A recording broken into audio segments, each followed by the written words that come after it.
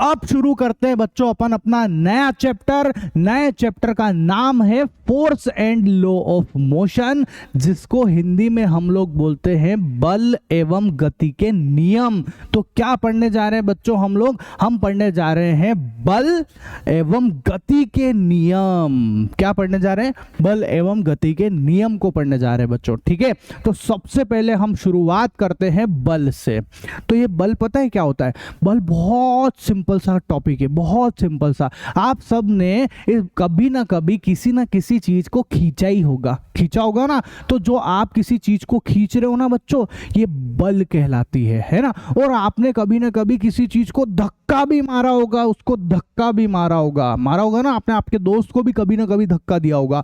तो ये जो धक्का है ना बच्चों, ये बल कहलाता है बच्चों। क्या कहलाता है? बल कहलाता है। जैसे आपके सामने देखो, आपको ये व्यक्ति दिख रहा है, ये इस ट्रॉली को खींच रहा है। देखो इसको खींच के लेके जा रहा है, इस ट्रॉली को देखो आप, ये उधर खींच के लेके जा रहा है। तो ये क्या है? ये बल है, ये जो खिंचाव है बल है। और ये जो लड़की दिख रही है, इस गाड़ी को धक्का मार रही है, तो ये जो धक्का है ये भी बल ही कहलाता है। आया समझ में? मतलब किसी चीज को खींचना और धक्का मारना, ये बल के उदाहरण है, ये बल कहलाते हैं बच्चों। क्लियर? अच्छा ध्यान से सुनना मेरी बात। कब बचपन के अंदर क्या हुआ, जब आप छोटे थे, आप आपकी मम्मा की बात नहीं मानते थे, तो आपकी मम्मा ने आपके एक रख के दिया चाटा, शटाक। बोलो पड़ा के नहीं पड़ा आपको? एक चाटा पड़ा होगा ना। चाटा तो सबने खाया होगा भैया, अपना जन्म सिद्ध अधिकार है। बिना चाटा खाए तो हम बड़ा ही नहीं हो सकते। हो सकते क्या बड़े? बताओ। नहीं हो सकते, है ना। तो भैया आपकी मम्मा ने दिया आपको एक चाटा, वो चाटा भी बल ही था। वो चाटा क्या था? वो बल ही था बच्चों। आई बात समझ में? तो क्या बोला भैया कि बल जो है किसी भी चीज पर धक्का, खिंचाव या चोट को बल कहते हैं। चोट बोल दो, चाटा बोल दो, उसको क्या बोलते हैं? बल बोलते हैं। कोई दिक्कत है? नहीं ना। अब ये जो बल होता है ना बच्चों, इसका जो मात्रक होता है वो होता है न्यूटन। बल का मात्रक क्या होता है? बल का मात्रक होता है न्यूटन या फिर किलोग्राम मीटर पर सेकंड स्क्वायर। क्या लिखा? किलोग्राम मीटर पर सेकंड स्क्वायर, ये बल का मात्रक है, ठीक है। तो कभी आपसे क्वेश्चन पूछ लिया जाए कि बल का मात्रक क्या है, तो आप फटाक से लिख देना न्यूटन। न्यूटन बाबा की जय हो। न्यूटन क्यों रखा इसमें? इनका नाम ये जो है बल का मात्रक है ना, ये न्यूटन क्यों पड़ा वो बताता हूं। बल के बारे में सबसे ज्यादा बताया था न्यूटन के बारे में। न्यूटन ने बताया था। किसने बताया था? न्यूटन ने बताया था बल के बारे में। आई बात समझ में? इसलिए इन न्यूटन के सम्मान में जो है बल का मात्रक रखा गया न्यूटन। इनके सम्मान में, है ना, इनके सम्मान में क्या रखा गया? बल का मात्रक रखा गया न्यूटन। इनका पूरा नाम पता है आपको? क्या है इनका पूरा नाम? इनका पूरा नाम है सर आइजैक न्यूटन। क्या नाम है? Sir Isaac Newton. बहुत प्रसिद्ध वैज्ञानिक है, बहुत प्रसिद्ध साइंटिस्ट है। इन्होंने जो नियम दिए, इन्होंने गति का नियम दिया, इन्होंने बल का नियम दिया, बहुत सारी चीजें दी इन्होंने। फिजिक्स में ढेर लगा दिए इन्होंने नियमों के, इतने सारे नियम दिए बच्चों इन्होंने, है ना। तो ये बहुत फेमस वैज्ञानिक है, प्रणाम कर लो इनको। इनकी जरा सी बुद्धि, इनका जरा सा 1% दिमाग भी अपने अंदर आ गया ना, तो मचा देंगे अपन भी, है कि नहीं। इतने होशियार थे, बहुत ज्यादा होशियार थे, ठीक है। आई बात समझ में? अच्छा दूसरा पॉइंट सुनना आप। ये जो बल होता है ना बच्चों, ये सदिश राशि होती है। कैसी राशि? सदिश राशि। देखो नाम से समझ में आ रहा है, सदिश। दिश मतलब दिशा।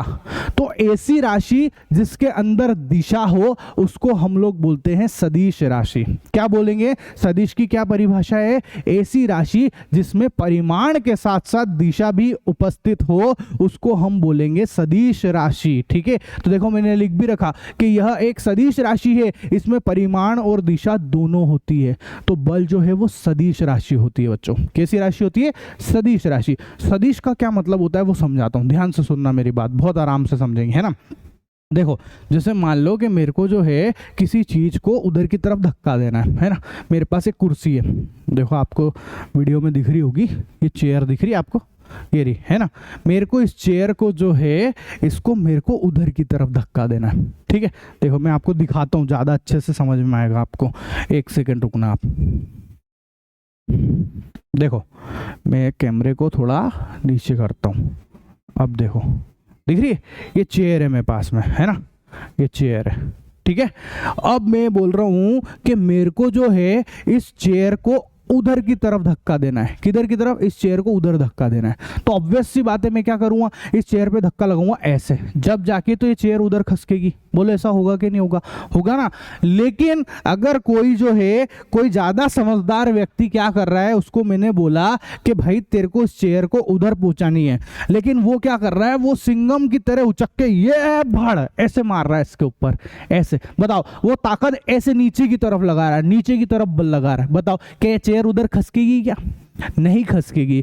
पर क्या वो बल नहीं लगा रहा है? क्या वो बल तो लगा रहा है, वो ताकत तो लगा रहा है, पर ये चेयर अभी उधर खसकने वाली नहीं है, नहीं खसकेगी उधर। जानते हैं हम ये बात, कोई टेंशन ही नहीं है ना। तो ऐसा क्यों हो रहा है? बल तो लग रहा है, परिमाण तो लग रहा है, पर आप सही दिशा में बल नहीं लगा रहे हो, इसलिए चेयर उधर नहीं खसकेगी। आई बात समझ में? तो बल जो है एक सदिश राशि है, उसको बल को बताना पड़ता है कि हाँ भैया आप कौन सी दिशा में लगाना है इसको। ठीक है, तो क्या कहलाती है? बल। बल एक सदिश राशि कहलाती है बच्चों। आई बात समझ में? समझ में आया होगा आपको, है ना? कोई दिक्कत हो तो बोलो किसी को। नहीं, सदिश का मतलब समझ में आया कि नहीं आया? बोलो, बता दो फटाफट। सदिश का मतलब समझ आया आपको, है ना? तो अच्छा, क्लियर हुआ ना सदिश क्या चीज है? परिमाण के साथ साथ दिशा भी होना जरूरी है। अब आप बोलोगे सर ये परिमाण क्या होता है? तो परिमाण बताता हूँ, देखो मैं आपको ना बहुत सिंपल लैंग्वेज में समझाता हूँ परिमाण क्या चीज है। जैसे क्या हुआ, अभी मैंने आपको चांटे वाला एग्जांपल दिया था, है ना, कि भैया आप बचपन में आपको मम्मा ने एक चांटा मारा, शटाक करके मार दिया, और एक चांटा आपको मारा आपके पप्पा ने, ये छट करके ने। बताओ भैया किसमें ज्यादा ताकत थी? बताओ किसका चांटा जोर का पड़ा? बता दो फटाफट, किसका पड़ता है जोर का? पप्पा का पड़ता है। कोई बोलेगा हाँ नहीं सर, हमारी मम्मा का हाथ का चांटा भी बहुत खतरनाक पड़ता है, आदमी हिलता नहीं, पूरा का पूरा आदमी उठता नहीं, उठ जाता है। नहीं, पूरा का पूरा भैया इतनी तेज चांटा मारती मम्मा भी, मारती, मेरे को पता है, मेरे को भी पड़ते थे, है कि नहीं? ऐसा। पर एक जनरल बात बता रहा हूं, बताओ चांटा जो है वो मम्मी के हाथ का ज्यादा पड़ता है, जोर से पड़ता है, कि पप्पा के हाथ का जोर से पड़ता है? बताओ। आप बोलोगे पप्पा के हाथ का जोर से पड़ता है, पर चांटा तो दोनों ही था ना, बल तो दोनों ही थे, बल जो है वो तो दोनों ही थे, पर पापा के हाथ का बल बहुत ज्यादा था, उसका परिमाण ज्यादा था। ठीक है, आई बात समझ में? परिमाण क्या है? जोर का, कितना ताकत से आप लगा रहे हो उसको हम लोग बोलते हैं परिमाण। ठीक है, कितनी ताकत से पड़ रही है अपने को, उसको बोलते हैं बच्चों परिमाण। आई बात समझ में? तो जो ये बल होता है ये सदिश राशि होती है। कैसी राशि होती है? सदिश राशि होती है। जैसे मैं आपको एक और एग्जांपल देता हूं, ध्यान से समझना, है ना। जैसे भैया अपने पास में ये एक बॉक्स है, एक बॉक्स है मेरे पास। क्या है ये एक बॉक्स है। अब मैं क्या कर रहा हूँ, इस बॉक्स के ऊपर इधर से धक्का लगा रहा हूँ, इधर से धक्का लगा रहा हूँ, एक बल लगा रहा हूँ मैं। ठीक है, एक बल लगा रहा हूँ, ध्यान से सुनना मेरी बात। बल को एफ से, एफ मतलब फोर्स, ठीक है। तो एक बल लगा दिया मैंने इसके ऊपर। कितना बल लगाया? 5 न्यूटन का बल लगा रहा हूं। कितने न्यूटन का? 5 न्यूटन का। 5 जो है वो तो ताकत है ना, न्यूटन इस बल का मात्रक। न्यूटन क्या होता है? बल का मात्रक। तो मैंने 5 न्यूटन का बल लगाया इस बॉक्स के ऊपर, लगाया तो बॉक्स उधर खसकेगा, खसकेगा कि नहीं खसकेगा? बोलो ऐसा होगा कि नहीं होगा? होगा ना। तो अब देखो, जब हम बल को, एक एग्जाम्पल के लिए समझ लो, जब आप उस दिशा में बल लगाते हो, उस तरफ बल लगाते हो, तो आप बल को लिखते हो प्लस में, धनात्मक मानते हो। आप क्या मानते हो? कि बल जो है वो धनात्मक है। क्या बोलोगे आप? कि भैया ये धनात्मक बल है। कैसा बल है? धनात्मक है। ठीक है, ऐसा सिर्फ दिशा की वजह से, दिशा की वजह से धनात्मक बोला, मतलब उस दिशा में लगाया ना, इसलिए आपने बोल दिया कि धनात्मक बल है। लेकिन अगर सोचो मैं इधर से भी 5 न्यूटन का बल लगा देता, ठीक है, इधर से जो है मैं 5 न्यूटन का बल लगाता, लेकिन मैं कौन सी दिशा में लगाता? इस दिशा में। अब मैं धक्का उस दिशा में दे रहा हूं, है ना, इस बॉक्स को जो धक्का है मैं उस दिशा में दे रहा हूं बच्चों। ठीक है, तो आप ध्यान से देखो, यहां पर अब मैं बल की दिशा किधर है? उस तरफ है, उधर की तरफ है।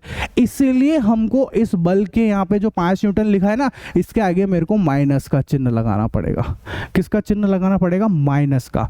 मतलब देखो, दिशा पलटती है, जैसे ही दिशा पलटती है चिन्ह भी पलटना पड़ता है। जब आप उस दिशा में बल लगा रहे थे तो प्लस का चिन्ह लगेगा, है ना, और जब आप इस दिशा में, उधर वाली दिशा में बल लगाते हो तो माइनस का चिन्ह लगता है। यही कमाल है सदिश का। आई बात समझ में? यही चीज होती है सदिश। सदिश मतलब दिशा, और दिशा की वजह से प्लस और माइनस का अंतर आ जाता है बच्चों, ध्यान रखना है बात, ठीक है? कोई दिक्कत है क्या? बोलो। अगर मैं ये जो चेयर है, ये जो चेयर है ना, इस चेयर को जब मैं उधर की तरफ धक्का दे रहा हूँ, चेयर दिख रही, इसको जब मैं उस तरफ धक्का देता हूँ तो मैं इसमें मान लो मैंने 2 न्यूटन का बल लगाया है ना, एक एग्जाम्पल के तौर पे मैंने 2 न्यूटन का बल लगाया प्लस 2 न्यूटन का, ठीक है? लेकिन अब मैं उधर जाता हूँ, इस तरफ खड़ा हो जाता हूँ आके, ठीक है? और मैं यहाँ से अब इसको उधर धक्का दे रहा हूँ ऐसे, है ना? इस पे अभी भी मैंने 2 न्यूटन का ही बल लगाया है, लेकिन अब वो बल नेगेटिव बल है ना? माइनस 2 न्यूटन का बल लगाया है मैंने। माइनस का मतलब क्या है? माइनस का सिर्फ इतना ही मतलब है कि भैया दिशा पलट गई है, दिशा चेंज कर दिया आपने, उल्टी दिशा में आप बल लगा रहे हो। क्लियर? बोलो, किसी को कोई दिक्कत हो तो बोलो। नहीं समझ में आया दिशा का? ठीक है। अच्छा, एक और पॉइंट लिख रखा है कि बल के कारण ही किसी भी वस्तु में गति आती है। ये तो जान ही गए अब अपन, भाई अपन बल लगाएंगे तभी तो कोई सी वस्तु खसकेगी इधर से उधर, तो किसी वस्तु में गति किसकी वजह से आती है? बल की वजह से ही आती है। कोई दिक्कत है? बोलो, किसी को भी कोई प्रॉब्लम हो तो बोलो। नहीं? अच्छा, ध्यान से सुनना। अब जो बल है ना बच्चों, वो बल हम सब ने बचपन से बहुत सारी जगह पे देखा है। इस बल के एग्जाम्पल को बहुत सारी जगह, यत्र तत्र सर्वत्र बल ही बल है, बहुत सारी जगह पर हमने बल के उदाहरण देखे हैं। ठीक है, तो अब हम समझने जा रहे हैं बच्चों बल के उदाहरण को, है ना? ध्यान से सुनना। ये जो बल दिख रहा है ये क्या है? ये जो हमको दिख रहा है फुटबॉल का ग्राउंड। कौन है ये फुटबॉल का मैदान है ना? ध्यान से सुनो, जो फुटबॉल का मैदान दिख रहा है ना बच्चों, इसमें इस मैदान के अंदर जो है, तो अब समझते हैं बच्चों अपन बल के उदाहरण, है ना? Example of force. ध्यान से सुनना, आपको यहाँ पर नजर आ रहा है ये फुटबॉल का ग्राउंड है। ठीक है, ये फुटबॉल का ग्राउंड है, ये फुटबॉल रखी हुई है यहाँ पे। अब क्या हुआ, एक खिलाड़ी उधर से भागता हुआ आया और उसने इस फुटबॉल को लात मारी और ये हो गया गोल, है ना? तो फुटबॉल को जो लात मारी है, जो लात हम मारते हैं, वो बल का ही उदाहरण होता है बच्चों, वो बल ही होता है। तो इसने जो लात मारी ना, वो बल ही है। आई बात समझ में? ये एक एग्जांपल हुआ। एक और एग्जांपल, ढेर लगा दूंगा एग्जांपल के, घबराने की बात नहीं है ना। एक और एग्जांपल देखो, आप ध्यान से समझना मेरी बात को। ये अपने को नजर आ रही है एक स्प्रिंग, दिख रही स्प्रिंग। अगर मैं क्या करता हूं, इस स्प्रिंग को दोनों तरफ से इस पे ताकत लगाता हूं, तो देखो ये जो है ये सिकुड़ जाएगी, चपटी हो जाएगी। देखो ये चपटी हो गई और ये वापस से फैल भी जाती है। बोलो, ऐसा होता है कि नहीं होता है? होता ना? जैसे ही आप ताकत लगाते हो, ये जो स्प्रिंग है ये चपटी होने लगती है, स्प्रिंग सिकुड़ती है, और जैसे आप ताकत हटाओगे वापस से स्प्रिंग फैल जाती है। फैलती कि नहीं फैलती है?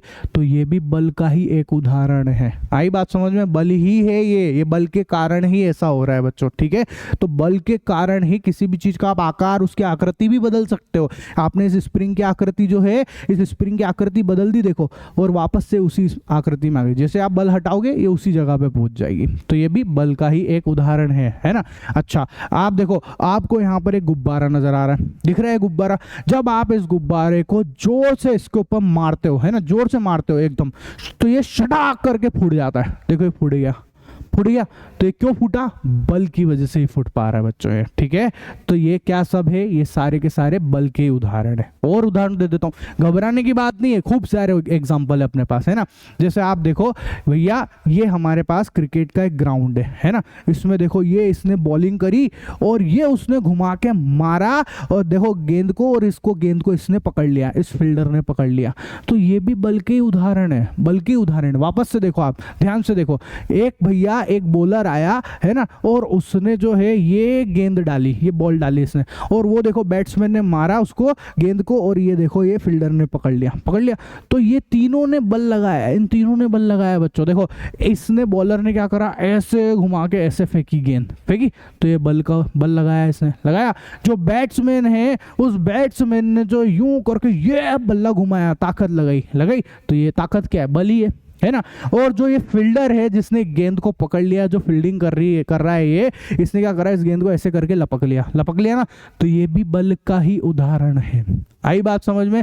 तो बल सब दूर है, हर जगह काम में आता है बल, हर जगह है ही सही, काम क्या आता है, हर जगह होता है बल, है ना? बल के बिना तो अपन कुछ काम वैसे भी नहीं कर सकते बच्चों। ठीक है, तो अब जो एक और एग्जांपल देखो, जैसे देखो ये भैया, ये एक आदमी दिख रहा है, ये जो दिख रहा है ये साइकिल चला रहा है, देखो आप पेडल मार रहा है साइकिल के ऊपर, वो देखो साइकिल लेके चल रहा है ये, है ना, ये देखो साइकिल से निकल गया है, फटाफट फटाफट फटाफट निकल गया। तो भैया ये जो साइकिलिस्ट है जो साइकिल चला रहा है वो क्या कर रहा है, पेडल मार रहा है। पेडल मार रहा है मतलब पेडल पे बल लगा रहा है, इसलिए तो साइकिल चल रही है। सबने चलाई होगी आपने साइकिल, बोलो चलाइए कि नहीं चलाइए, साइकिल चलाइए ना कि नहीं चलाइए, बोलो। सब गाड़ी वाले तो नहीं होगा, स्कूटी वाले नहीं हो ना, ऐसे बहुत सारे बच्चे साइकिल चलाते हैं ना। तो अब देखो कितना अच्छा मैसेज भी लिख के दिया मैंने आपको, क्या कि जिन्हें पर्यावरण से प्यार है वही साइकिल पे सवार है, मतलब कि साइकिल चलाओ और पोल्यूशन भगाओ। ज्यादा गाड़ियां चलाओगे धुआं ज्यादा निकलेगा, पोल्यूशन ज्यादा फैलेगा, इसलिए साइकिल चलाओ बच्चों, है ना। जितनी ज्यादा साइकिल चलाओगे उतनी अच्छी हेल्थ रहेगी, स्वास्थ्य भी उतना अच्छा रहेगा और पोल्यूशन भी उतना कम रहेगा। ठीक है, आई बात समझ में? कोई दिक्कत हो तो बोलो, किसी को नहीं? अच्छा, बल के उदाहरण समझ में आए कि नहीं आपको? क्लियर हो गया? अब जो है ना बच्चों, ये जो बल होता है ना, ये दो प्रकार का होता है। कितने प्रकार का? दो प्रकार का। एक होता है संतुलित बल और एक होता है असंतुलित बल। तो सबसे पहले हम समझने जा रहे हैं बच्चों संतुलित बल को, बैलेंस्ड फोर्स को समझने जा रहे हैं। ध्यान से सुनना मेरी बात। देखो ये एक बॉक्स है ना, इस बॉक्स को क्या है कि ये जो लड़की है ये इस बॉक्स को उधर की तरफ धक्का दे रही है, उधर की तरफ, ठीक है। और जो धक्का लगा रही है, मतलब जो उसके ऊपर बल लगा रही है, वो बल लगा रही है ये 5 न्यूटन का। ठीक है, कितने न्यूटन का बल लगा रही है लड़की? 5 न्यूटन का बल लगा रही है ना, इस बॉक्स के ऊपर। ठीक है, और कौन सी दिशा में? उस दिशा में। ये लड़की उधर की तरफ बल लगा रही है ना, और बिल्कुल इसके ही जैसी लड़की, बिल्कुल इसकी ही जैसी ताकत रखने वाली, है ना, एक और लड़की है जो क्या कर रही है, वो इस तरफ धक्का लगा रही है, इस बॉक्स को इधर से धक्का दे रही है। दिख रहा है अपने को? इधर से धक्का दे रही है बच्चों। और मजे की बात यह है कि ये लड़की जो है ये भी इस बॉक्स के ऊपर 5 न्यूटन का ही बल लगा रही है। कितने न्यूटन का बल लगा रही है? 5 न्यूटन का ही बल लगा रही है। देखो आप ध्यान से देखो, ये वाली लड़की ने उधर बल लगाया 5 न्यूटन का लगाया, और उधर वाली लड़की ने जो है इस बॉक्स के ऊपर बल लगाया, पर उस दिशा से, है ना, उस दिशा से कितना लगाया? वो भी 5 न्यूटन का ही लगाया। तो आपसे मैं एक चीज पूछता हूं, बताओ, मैंने बल तो बता दिया आपको, है ना, बल तो बता दिए, ये परिमाण और ये तो बता दिए, मैंने बता दिया ना। अब एक बात बताओ, क्या मैंने यहाँ पे अभी चिन्ह लगाया है? क्या नहीं लगाया? मेरे को चिन्ह लगाना चाहिए ना। जब मैंने आपको बताया कि उस दिशा में बल लगाते हैं तो प्लस का चिन्ह लगाते, और जब इस दिशा में, है ना, इस दिशा में बल लगता है तो माइनस का चिन्ह लगाते कि नहीं लगाते? तो पता, आप एक बात बताओ, मेरी बात ध्यान से समझना, ये वाली लड़की जब बल लगा रही उधर 5 न्यूटन का, वो वाली लड़की इस तरफ बल लगा रही है 5 न्यूटन का, बताओ क्या ये जो बॉक्स है ये कहीं हिलेगा क्या ये बॉक्स हिलेगा क्या?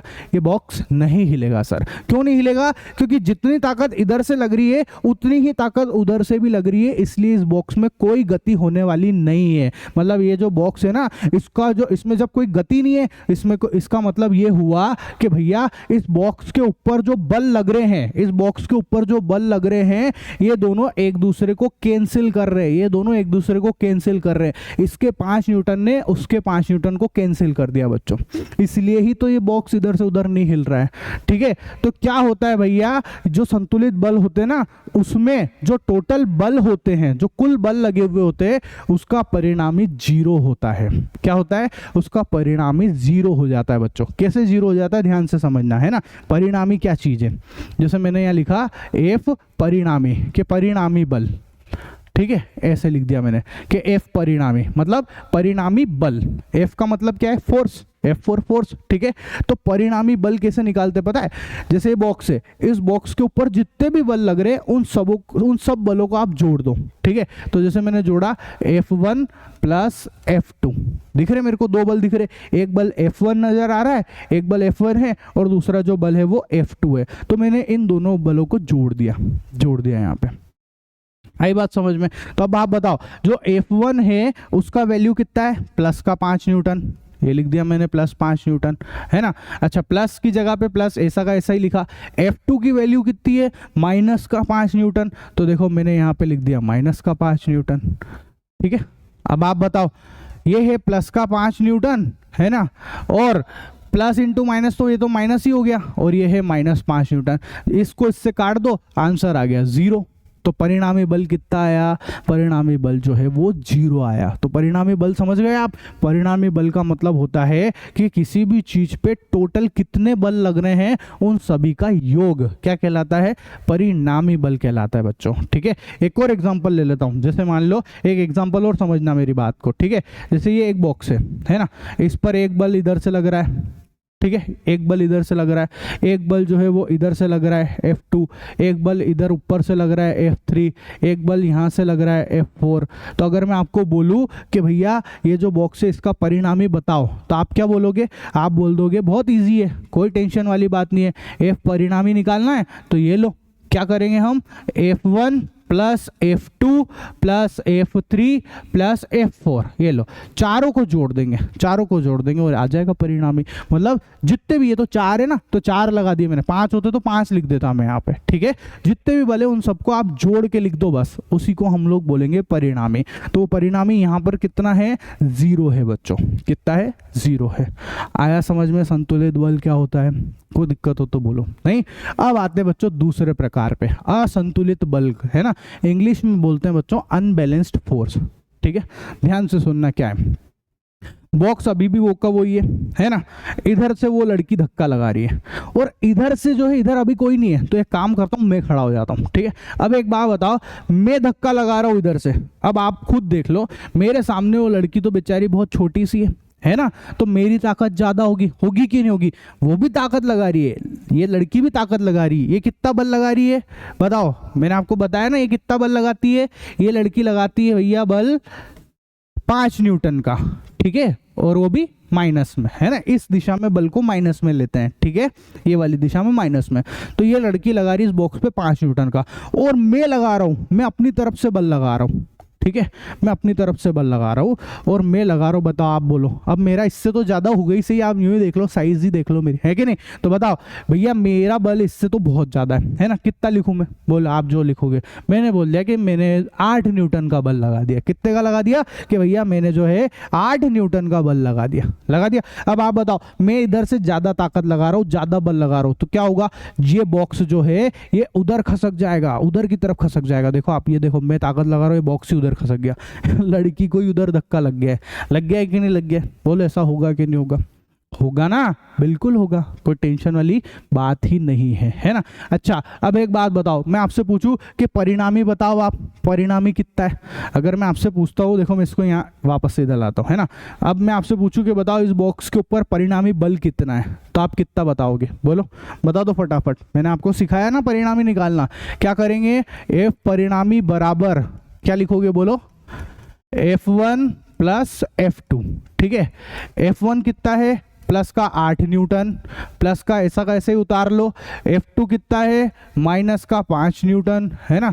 तो देखो आप 8 न्यूटन और प्लस माइनस तो माइनस होता है, 5 न्यूटन, तो ये आ गया बच्चों अपने पास में 3 न्यूटन। तो परिणामी बल कितना आया, परिणामी बल जो है वो 3 न्यूटन आया। क्या 0 आया, क्या बताओ, क्या यहाँ पर परिणामी बल 0 आया, क्या नहीं आया, यहाँ पर जो है परिणामी बल जो है वो 0 नहीं है, कैसा नहीं है, वो 0 नहीं है बच्चों। ठीक है, परिणामी बल इज नॉट इक्वल टू 0, है ना, यहाँ पर जो है वो 0 नहीं है। ठीक है, लेकिन जो बैलेंस्ड फोर्स होता है, जो संतुलित बल होता है, उसमें परिणामी 0 आता है, लेकिन असंतुलित में परिणामी 0 नहीं आता है, उसकी कुछ न कुछ वैल्यू आती है, कुछ भी हो सकती है 0 के अलावा। ठीक है, ये तो आपको समझाने के लिए मैंने 8 और 5 लिख दिए, आपकी मर्जी पड़े, आप वो लिख सकते हो, कोई दिक्कत हो तो बोलो।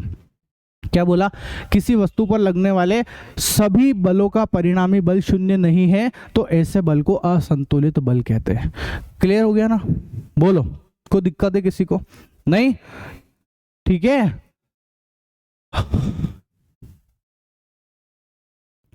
तो अब समझते हैं बच्चों हम लोग घर्षण बल। घर्षण बल को इंग्लिश में बोलते हैं फ्रिक्शन फोर्स।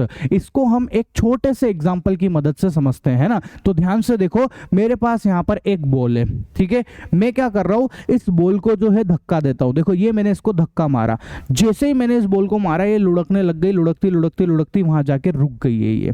रुक गई है ना। अब सोचने वाली बात है कि इस बॉल को किसी ना किसी ने तो रोका है यहाँ पे, ये बॉल रुकी कैसे?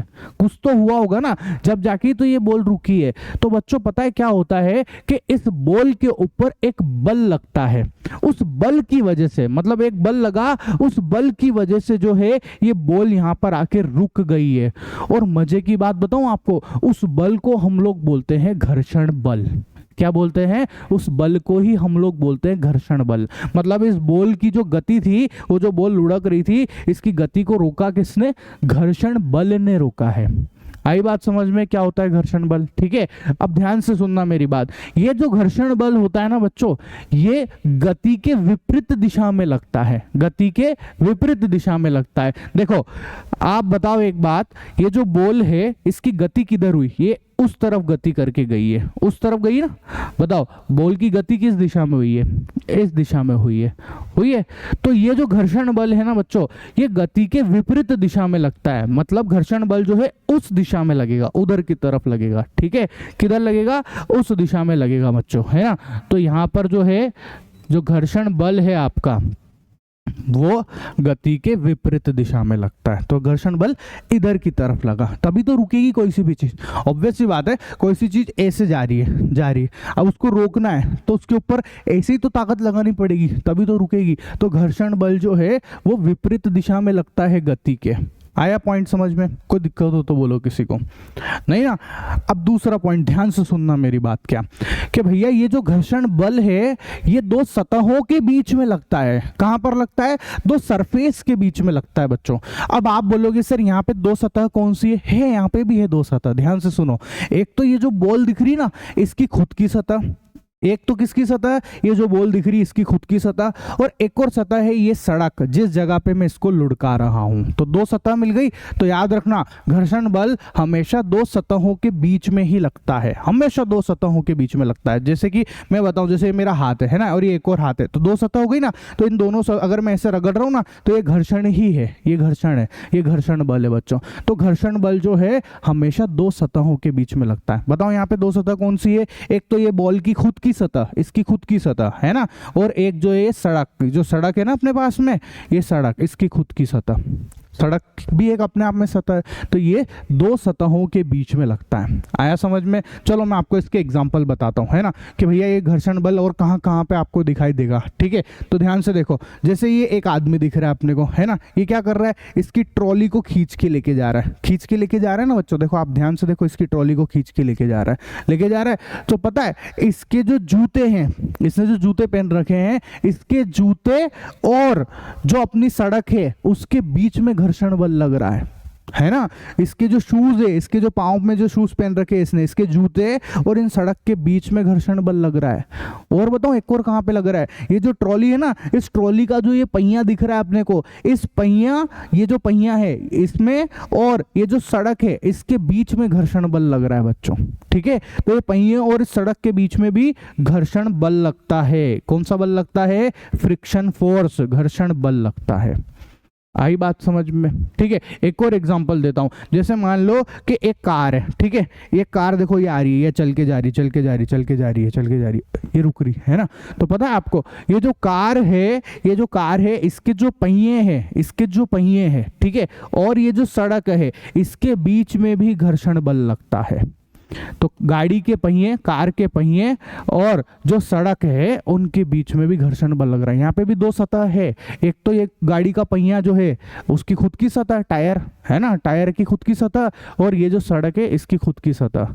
क्लियर हुआ आपको घर्षण बल क्या होता है? बोलो, किसी को कोई दिक्कत है? नहीं ना। तो यही चीजें यहाँ पे मैंने लिख भी रखी है, सब चीजें लिख भी रखी है यहाँ पे। ठीक है, अब समझते हैं बच्चों अपन गैलीलियो के प्रयोग को, है ना। तो गैलीलियो जो है एक वैज्ञानिक थे, उन्होंने एक प्रयोग करा, इसलिए उसका नाम पड़ गया गैलीलियो का प्रयोग। ठीक है, अब इन्होंने क्या प्रयोग करा, ध्यान से सुनना। इन्होंने क्या करा, एक आनत तल लिया। क्या लिया? एक आनत तल लिया बच्चों। इस आनत तल को ढाल भी बोलते हैं। क्या बोलते हैं? ढाल भी बोलते हैं। इंग्लिश में इसको स्लोप भी बोलते हैं, है ना। और आपने आपकी देशी भाषा में खूब बार सुना होगा रिपस पट्टी। सुना है ना, रिपस पट्टी, अपने घरों के बाहर रिपस पट्टी होती है, स्लोप होता है कि नहीं होता है, जिससे भैया अपन अपनी बाइक जो है उसको घर में पार्क कर सकते, करने के ही तो काम में आती है कि इसके ऊपर फटाक से बाइक चढ़ाते और घर में पार्क कर देते, या गाड़ी चढ़ाते और पार्क कर देते। तो ये बस ये रिपस पट्टी है बच्चों, ठीक है। इसको फिजिक्स की भाषा में बोल देते हैं आनत तल। फिजिक्स की भाषा में क्या बोलते हैं इसको? आनत तल बोलते हैं, है ना। तो गैलीलियो ने क्या करा, इस आनत तल के ऊपर एक कांच की गोली रखी, है ना, एक कांच की गोली रख दी यहाँ पे। देखो अभी ये गोली सिर्फ यहाँ रखी हुई है, चुपचाप रुकी हुई है, अभी इसमें कोई गति नहीं है, चुपचाप यहाँ पे पड़ी हुई है, पड़ी हुई। अब उन्होंने क्या करा, इस गोली को जरा सा उन्होंने धक्का मारा। देखो जब वो धक्का मार रहे हैं तो ये देखो एक हल्का सा टच करना है बस, ठीक है, बाहरी बल लगा रहे वो इसके ऊपर, है ना। अभी तो स्थिर है ये गोली, पर अब उन्होंने एक जरा सा इसको टच किया, बस एक हल्का सा धक्का मारा। तो आप देखो ये गोली लुढ़कते लुढ़कते लुढ़कते लुढ़कते यहाँ नीचे आके रुक गई है, रुक गई। और आपने देखा होगा कि जब ये गोली यहाँ ऊपर से नीचे जा रही थी तो इसका वेग धीरे धीरे बढ़ रहा था, इसका वेग धीरे धीरे बढ़ रहा था, वेलोसिटी इसकी बढ़ रही थी। देखो मैं आपको फिर से दिखाता हूँ, ध्यान से देखना, है ना। मैं इस गोली को यहीं रख देता हूँ और अब देखो आप ध्यान से, जब मैंने इस गोली को धक्का मारा, बिल्कुल धक्का ऐसे नहीं कि मैं बहुत ताकत लगा रहा हूँ, कुछ नहीं, बस ऐसे ही छू रहा हूँ इसको, है ना, एक हल्का सा टच कर रहा हूँ बस, ठीक है, एक हल्का सा बाहरी बल लगाया मैंने इसके ऊपर। तो देखो क्या हुआ, ये देखो पहले तो वेग कम था, धीरे धीरे वेग बढ़ गया, धीरे धीरे उसकी स्पीड बढ़ गई, धीरे धीरे इसकी वेलोसिटी बढ़ गई है ना। तो हम बोल सकते हैं कि आनत तल पे ये गोली जब ऊपर से नीचे की तरफ लुढ़कती है तो इसकी वेलोसिटी इंक्रीज होती है ना, इसका वेग बढ़ता है बच्चों, ठीक है। आई बात समझ में? इस चीज को मैं आपको लिख के भी दे देता हूं यहाँ पे, है ना। क्या लिखा कि कांच की गोली आनत तल पर लुढ़कती है तो उसका वेग बढ़ जाता है, सिंपल सी बात है। कोई दिक्कत हो तो बोलो।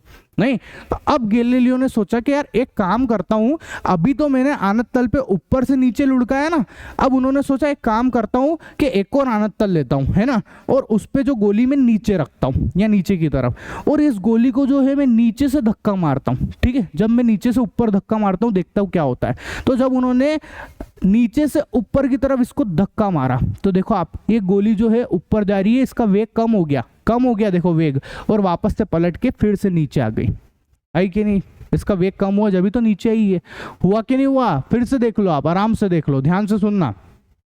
क्या हुआ कि भैया ये गोली को जब अपन धक्का मारते हैं, तब तो इसका वेग बढ़ जाता है, तब तो इसका वेग जो है वो बढ़ जाता है बच्चों। देखो ये वेग बढ़ गया यहाँ पे, और धीरे धीरे करके घटा और फिर ये वापस से नीचे आया, ठीक है।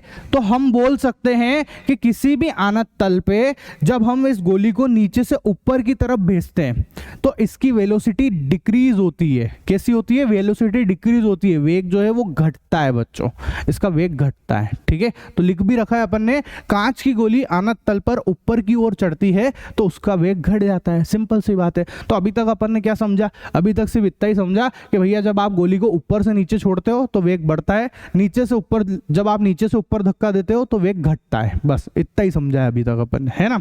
अब भैया गैलीलियो है वो कहाँ मानने वाले थे, वैज्ञानिक लोग कभी नहीं मानते, है ना, वो तो और ज्यादा एक्सपेरिमेंट करते हैं। तो उन्होंने क्या करा कि यार एक काम करता हूं, जब मैंने अलग अलग आनत तल लिए थे ना, अब मैं एक काम करता हूं, इन दोनों आनत तलों को एक साथ ले लेता हूं, है ना। तो उन्होंने इधर भी एक आनत तल रख लिया और यहाँ पर भी एक आनत तल रख लिया, ठीक है।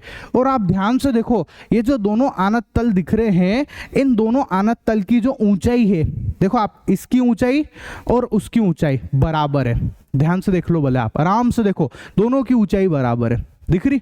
दोनों की ये जो दूरी नजर आ रही है आपको, ये वाली जो दूरी है ना, जो मैंने डी लिख रखी है, ये दूरी और ये वाली जो दूरी आपको नजर आ रही है, ये दोनों ही दूरी बराबर है, दोनों दूरियां भी बराबर है कि नहीं है। और आप ध्यान से देखो यहाँ पे, ये जो इनका कोण है ना, ये जो कोण दिख रहा है अपने को, ये जो झुकाव बोलते हैं, देखो मैं कौन से कोण की बात कर रहा हूँ, मैं इन कोणों की बात कर रहा हूँ, ये इस कोण की। तो इधर जितना कोण है उतना का उतना ही कोण उधर भी है। इस कोण को झुकाव भी बोलते हैं बच्चों, इस कोण को झुकाव भी बोलते हैं, इसको ढाल भी बोलते हैं, है ना। तो जितना कोण आपको यहाँ नजर आ रहा है उतना का उतना ही कोण यहाँ पे भी नजर आ रहा है, ठीक है। तो ये दोनों आनत तल बिल्कुल एक जैसे हैं, ठीक है। क्यों? इन दोनों की ऊंचाई जो है वो बराबर है, ये वाली जो दूरी है वो भी बराबर है ना, उधर भी देख लो आप डी लिख रखा है, और इनका जो झुकाव है, इनके जो कोण है वो भी एक जैसे ही है, एक जैसे ही है, ठीक है।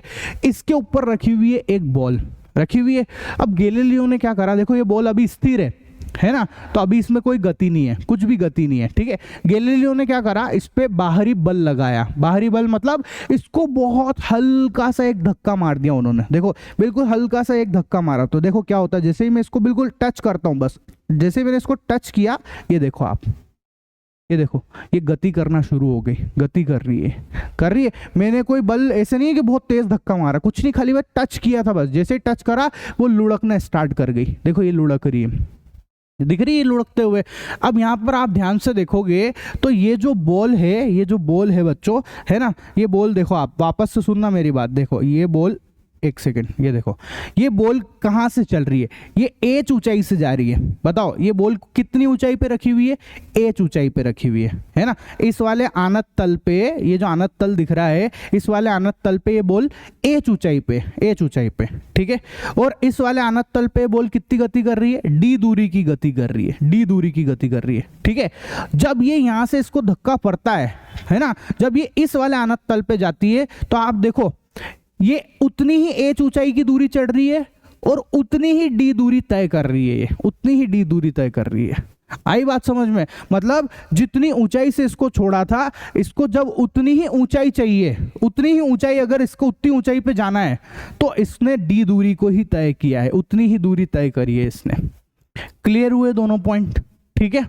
बोलो किसी को कोई दिक्कत हो तो नहीं, जो मैंने बोला है मैंने वो सब यहाँ लिख रखा है, सारी चीजें यहाँ पे लिख रखी है, ठीक है। आराम से आपको पढ़ने में आ रहा होगा, है ना। अब क्या करा गैलीलियो ने, गैलीलियो कहाँ मानने वाले थे, उन्होंने सोचा एक काम करता हूँ, इधर वाले आनत तल को तो जैसा है ना इसको वैसा का वैसे ही रहने देता हूँ, इसके साथ कोई छेड़खानी नहीं करता हूँ, है ना।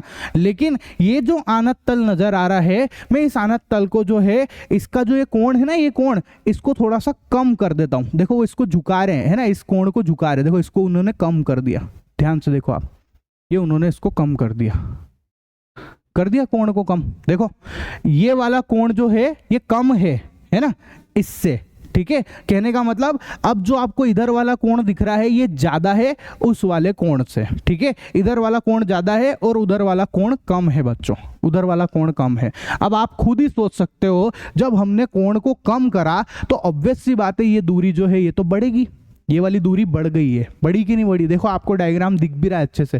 ये वाली दूरी जो है डी है ये कम है ना, और उधर वाली देखो इतनी ज़्यादा है, ये दूरी ज़्यादा है, ठीक है। इसका अपन ने क्या नाम रख दिया, D1, है ना। और मैंने बोल भी दिया है कि भैया ये जो D1 है ये D से ज़्यादा है, D1 greater than D, D1 जो है वो D से ज़्यादा है दूरी, होगी सही, कोई दिक्कत नहीं क्या इसमें, नहीं ना। अब क्या करा, ध्यान से सुनना, अभी ये बॉल कहाँ है बताओ, ये जो बॉल दिख रही है ये कहाँ है, ये एच ऊंचाई पे, ठीक है। जब मैं इस बॉल को छोड़ता हूँ, मेरी बात ध्यान से सुनना, जब मैं इस बॉल को हल्का सा धक्का मारता हूँ, तो अगर इस बॉल को वापस से एच ऊंचाई पे जाना है, वापस से उस एच ऊंचाई पे जाना है ना बच्चों, तो इसको ज्यादा दूरी चलनी पड़ेगी, ऑब्वियस सी बात है, कोई दिक्कत ही नहीं इस बात पे। बोलो चलनी पड़ेगी कि नहीं चलनी पड़ेगी, सोचो आप। ये जो है, एक सेकेंड, है ना, ध्यान से सुनना मेरी बात, मैं क्या बोल रहा हूँ, ध्यान से देखो।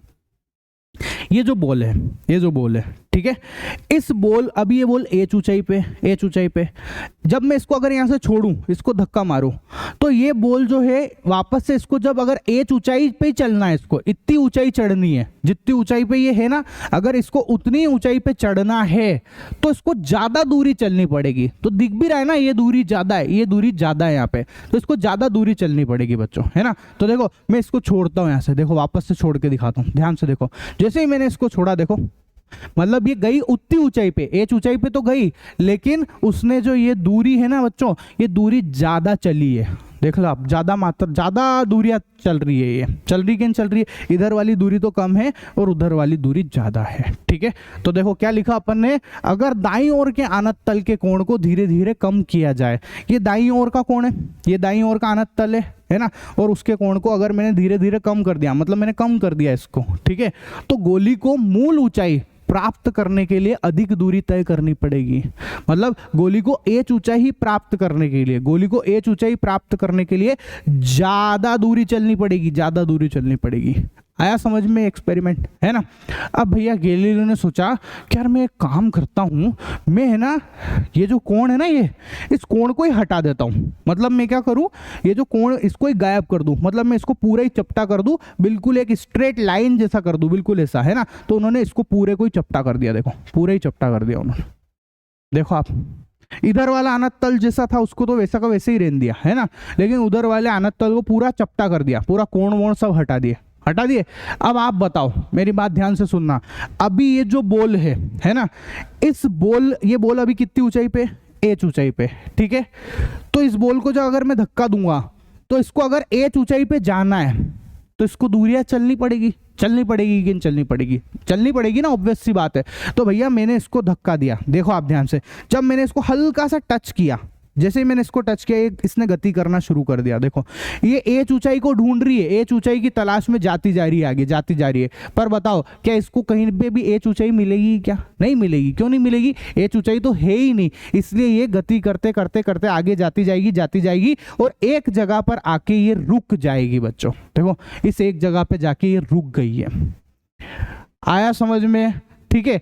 गैलीलियो के कॉन्सेप्ट के हिसाब से तो इसको चलते ही रहना चाहिए था, है ना। अगर इसको चलते ही रहना चाहिए था, इसको एच ऊंचाई की तलाश है, इसने जो ये एच ऊंचाई यहां से छोड़ी है ना, उस पे ही जाना है इसको वापस से। अभी तक अपन यही समझ के आए कि जितनी ऊंचाई से चल रही है उतनी ऊंचाई पे जाना है, तो इसको एच ऊंचाई की तलाश है, उसकी तलाश में चलती जानी चाहिए थी। पर बताओ क्या ऐसा होता है क्या? कभी भी ऐसा नहीं होता है। हम लोग जानते हैं कि हम किसी भी चीज को लुढ़काते हैं तो वो एक समय के बाद जाके रुक जाती है। बताओ वो क्यों रुकती है? जल्दी से बता दो। अब आप, मैंने आपको समझा दिया है क्यों रुकती है। वो रुकती है घर्षण बल की वजह से।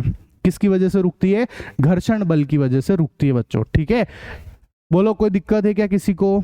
नहीं ना। तो भैया इस बॉल पे घर्षण बल लग रहा है, उस घर्षण बल की वजह से जो है ये रुक गई है, ठीक है। घर्षण बल की वजह से रुकी है, ये जानते हैं हम लोग, है ना। वो बताओ घर्षण बल किस किस के बीच में लग रहा है? ये जो बॉल है इसकी खुद की सतह, और ये जो अपने पास ये जो सरफेस दिख रही है, इस सरफेस, ये वाली जो एक और सतह ये नजर आ रही है जिस पे लुढ़क रही है ना। तो ये इन दोनों की सतहों के बीच में घर्षण बल लग रहा है। उस घर्षण बल ने इस बॉल को रोक दिया है बच्चों, इस बॉल को रोक दिया।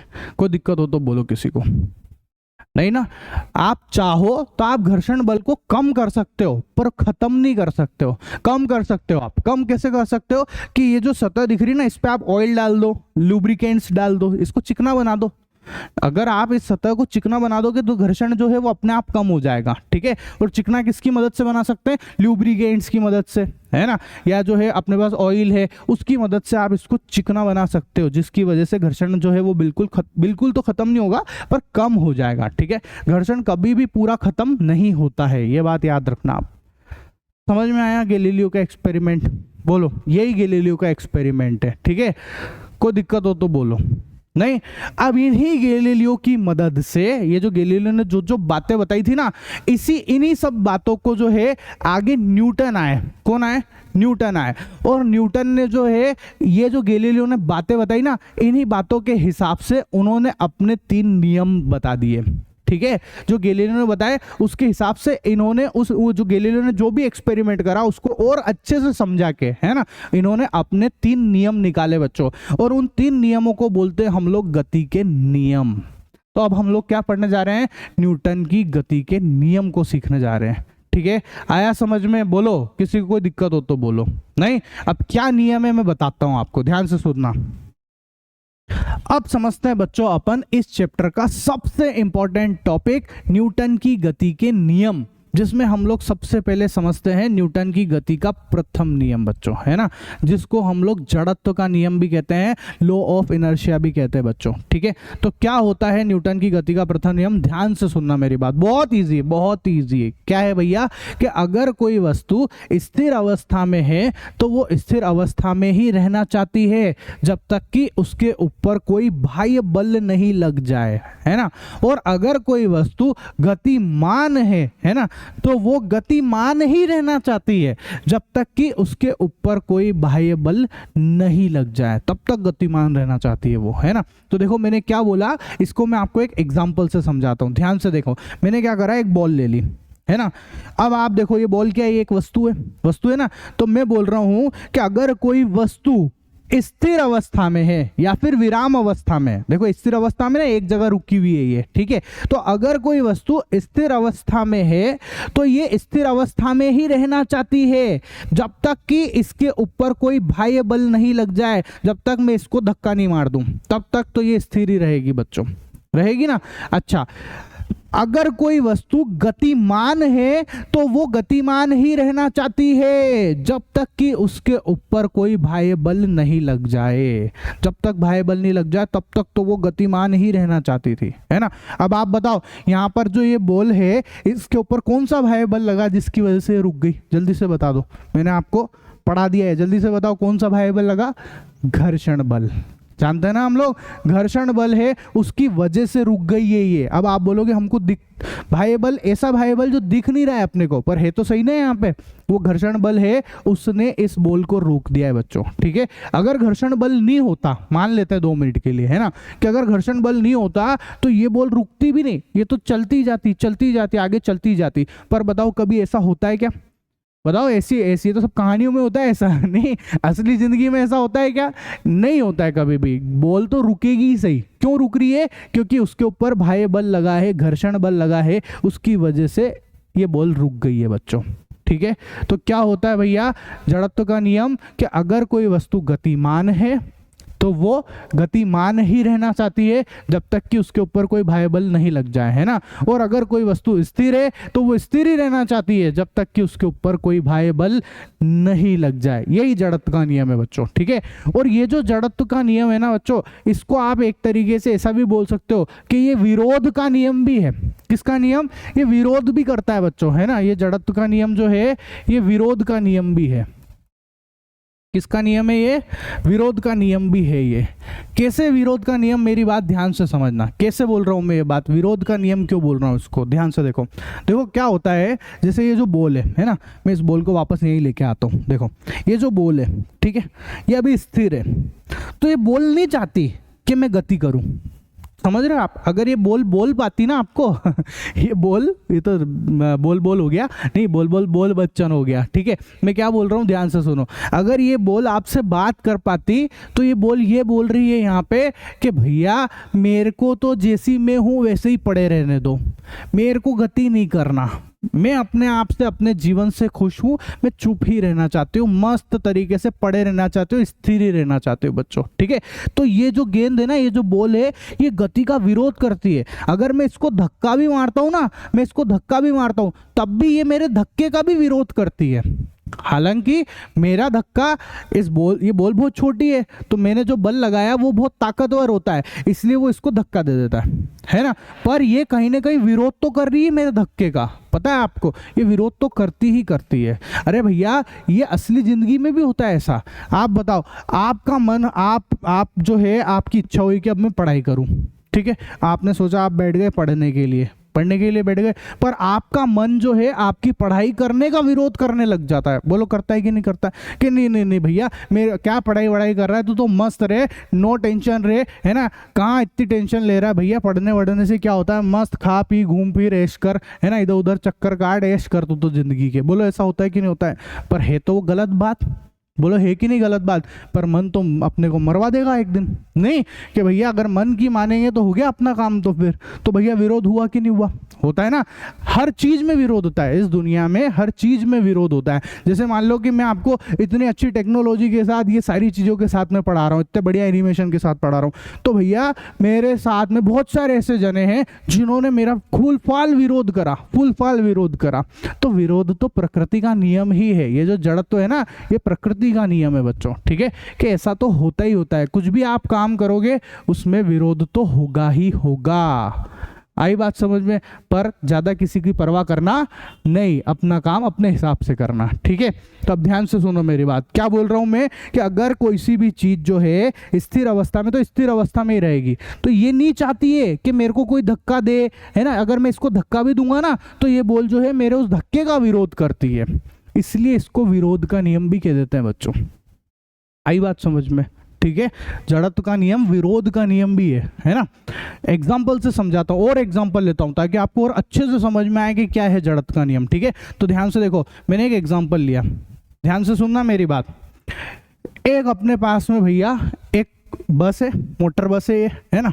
उस बस के अंदर देखो ये एक भाई साहब खड़े हुए हैं, बढ़िया ऐसे करके खड़े हुए हैं। ठीक, ये बस अभी रुकी हुई है, आप सबने महसूस करी होगी ये चीज़ जो मैं बताने जा रहा हूँ। ये बस अभी रुकी हुई है ना। अब क्या हुआ कि अगर ये बस अचानक से चल पड़ती है ना, देखो आप, जब ये बस अचानक से चलेगी तो ये भाई साहब थोड़े से पीछे की तरफ झटका महसूस करते हैं। बोलो किस किस को महसूस हुआ ये बताओ। आप बस में गए होंगे, ट्रेन में गए होंगे, तो आप सबने झटका महसूस करा होगा कि आप बढ़िया आराम से चुपचाप बस खड़ी हुई थी, है ना, और आप ऐसे ट्रेन में ऐसे खड़े हुए थे और अचानक से ट्रेन चल पड़ी और आप पीछे ऐसे कैसे झटका लग गया आपको। बोलो ऐसा होता है कि नहीं होता? ये झटका सबने महसूस करा है। तो ये पता है वो जो झटका लगता है वो क्यों लगता है? वो लगता है जड़त्व की वजह से बच्चों। किसकी वजह से? जड़त्व की वजह से वो झटका लग रहा है ना। जड़त्व कैसे हुआ यहाँ पे अपने शरीर में? जड़त्व कैसे हुआ? ध्यान से सुनना मेरी बात। क्या होता है बच्चों कि ये जो अपने पैर है, ध्यान से सुनना मेरी बात, ये जो पैर है ना, ये किसके संपर्क में है? ये अपने इस बस के संपर्क में। ठीक है भाई, तुम बस पे खड़े हुए हो तो तुम्हारे पैर किसके संपर्क में है? बस में, है ना, बस के संपर्क में। तो क्या होता है कि अभी जो है ये पैर जो है वो बस के संपर्क में।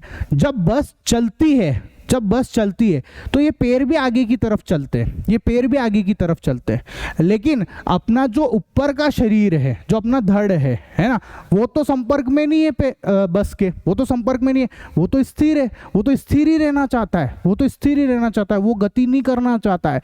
तो ये जो धड़ है ना बच्चों, ये गति का विरोध करता है।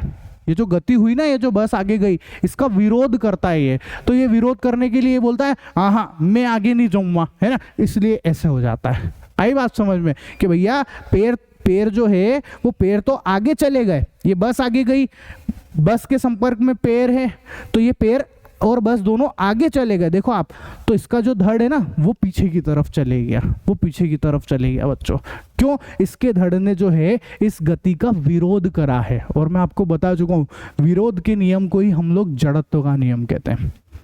आया समझ में? कोई दिक्कत हो तो बोलो। नहीं, एक और एग्जाम्पल देता हूं, ध्यान से समझना मेरी बात को। एक और एग्जाम्पल क्या है, देखो, जैसे आप सबने एक चीज नोटिस करी होगी कि आप कार में बैठे हो, है ना, और मस्त तरीके से कार चलती जा रही, कोई दिक्कत नहीं, चलती जा रही है ना।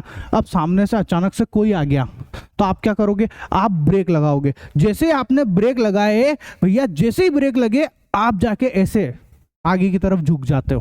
बोलो ऐसा होता है कि नहीं होता है? आगे की तरफ झुकते हो कि नहीं झुकते? आप झुकते हो ना। तो ये भी क्यों हुआ? ये भी जड़त्व की वजह से ही होता है बच्चों। किसकी वजह से होता है?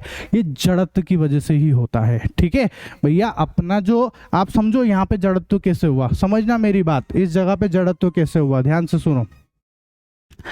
देखो क्या हुआ कि ये जो व्यक्ति है ना, ये जो व्यक्ति है, ये कार बढ़िया चल रही है ना, कार बढ़िया चल रही है, कोई टेंशन नहीं है, कार चल रही है। ये व्यक्ति का जो है, ये व्यक्ति का धड़ जो है वो भी गतिमान है। इस कार के साथ साथ आप कार में बैठे हो ना, तो ये भी चल रहा है। ठीक है, अब क्या हुआ कि इसने जो है जैसे ही ब्रेक लगाए तो इसके शरीर ने, इसके धड़ ने बोला कि भाई मैं तो गतिमान हूं, मैं तो गतिमान ही रहना चाहता हूं, है ना भाई, तुमने ब्रेक लगा तो दिए पर मैं तो गतिमान हूं। इसका धड़ कह रहा है कि मैं तो गतिमान हूं, मैं गतिमान ही रहना चाहता हूं, मैं नहीं रुकना चाहता। ठीक है, तो इसलिए जब ये ब्रेक भी लगा देता ना, तब भी इसका जो शरीर है, इसका जो धड़ है, वो आगे की तरफ ही गतिमान रहना चाहता है, इसलिए अपन आगे की तरफ झुक जाते हैं बच्चों।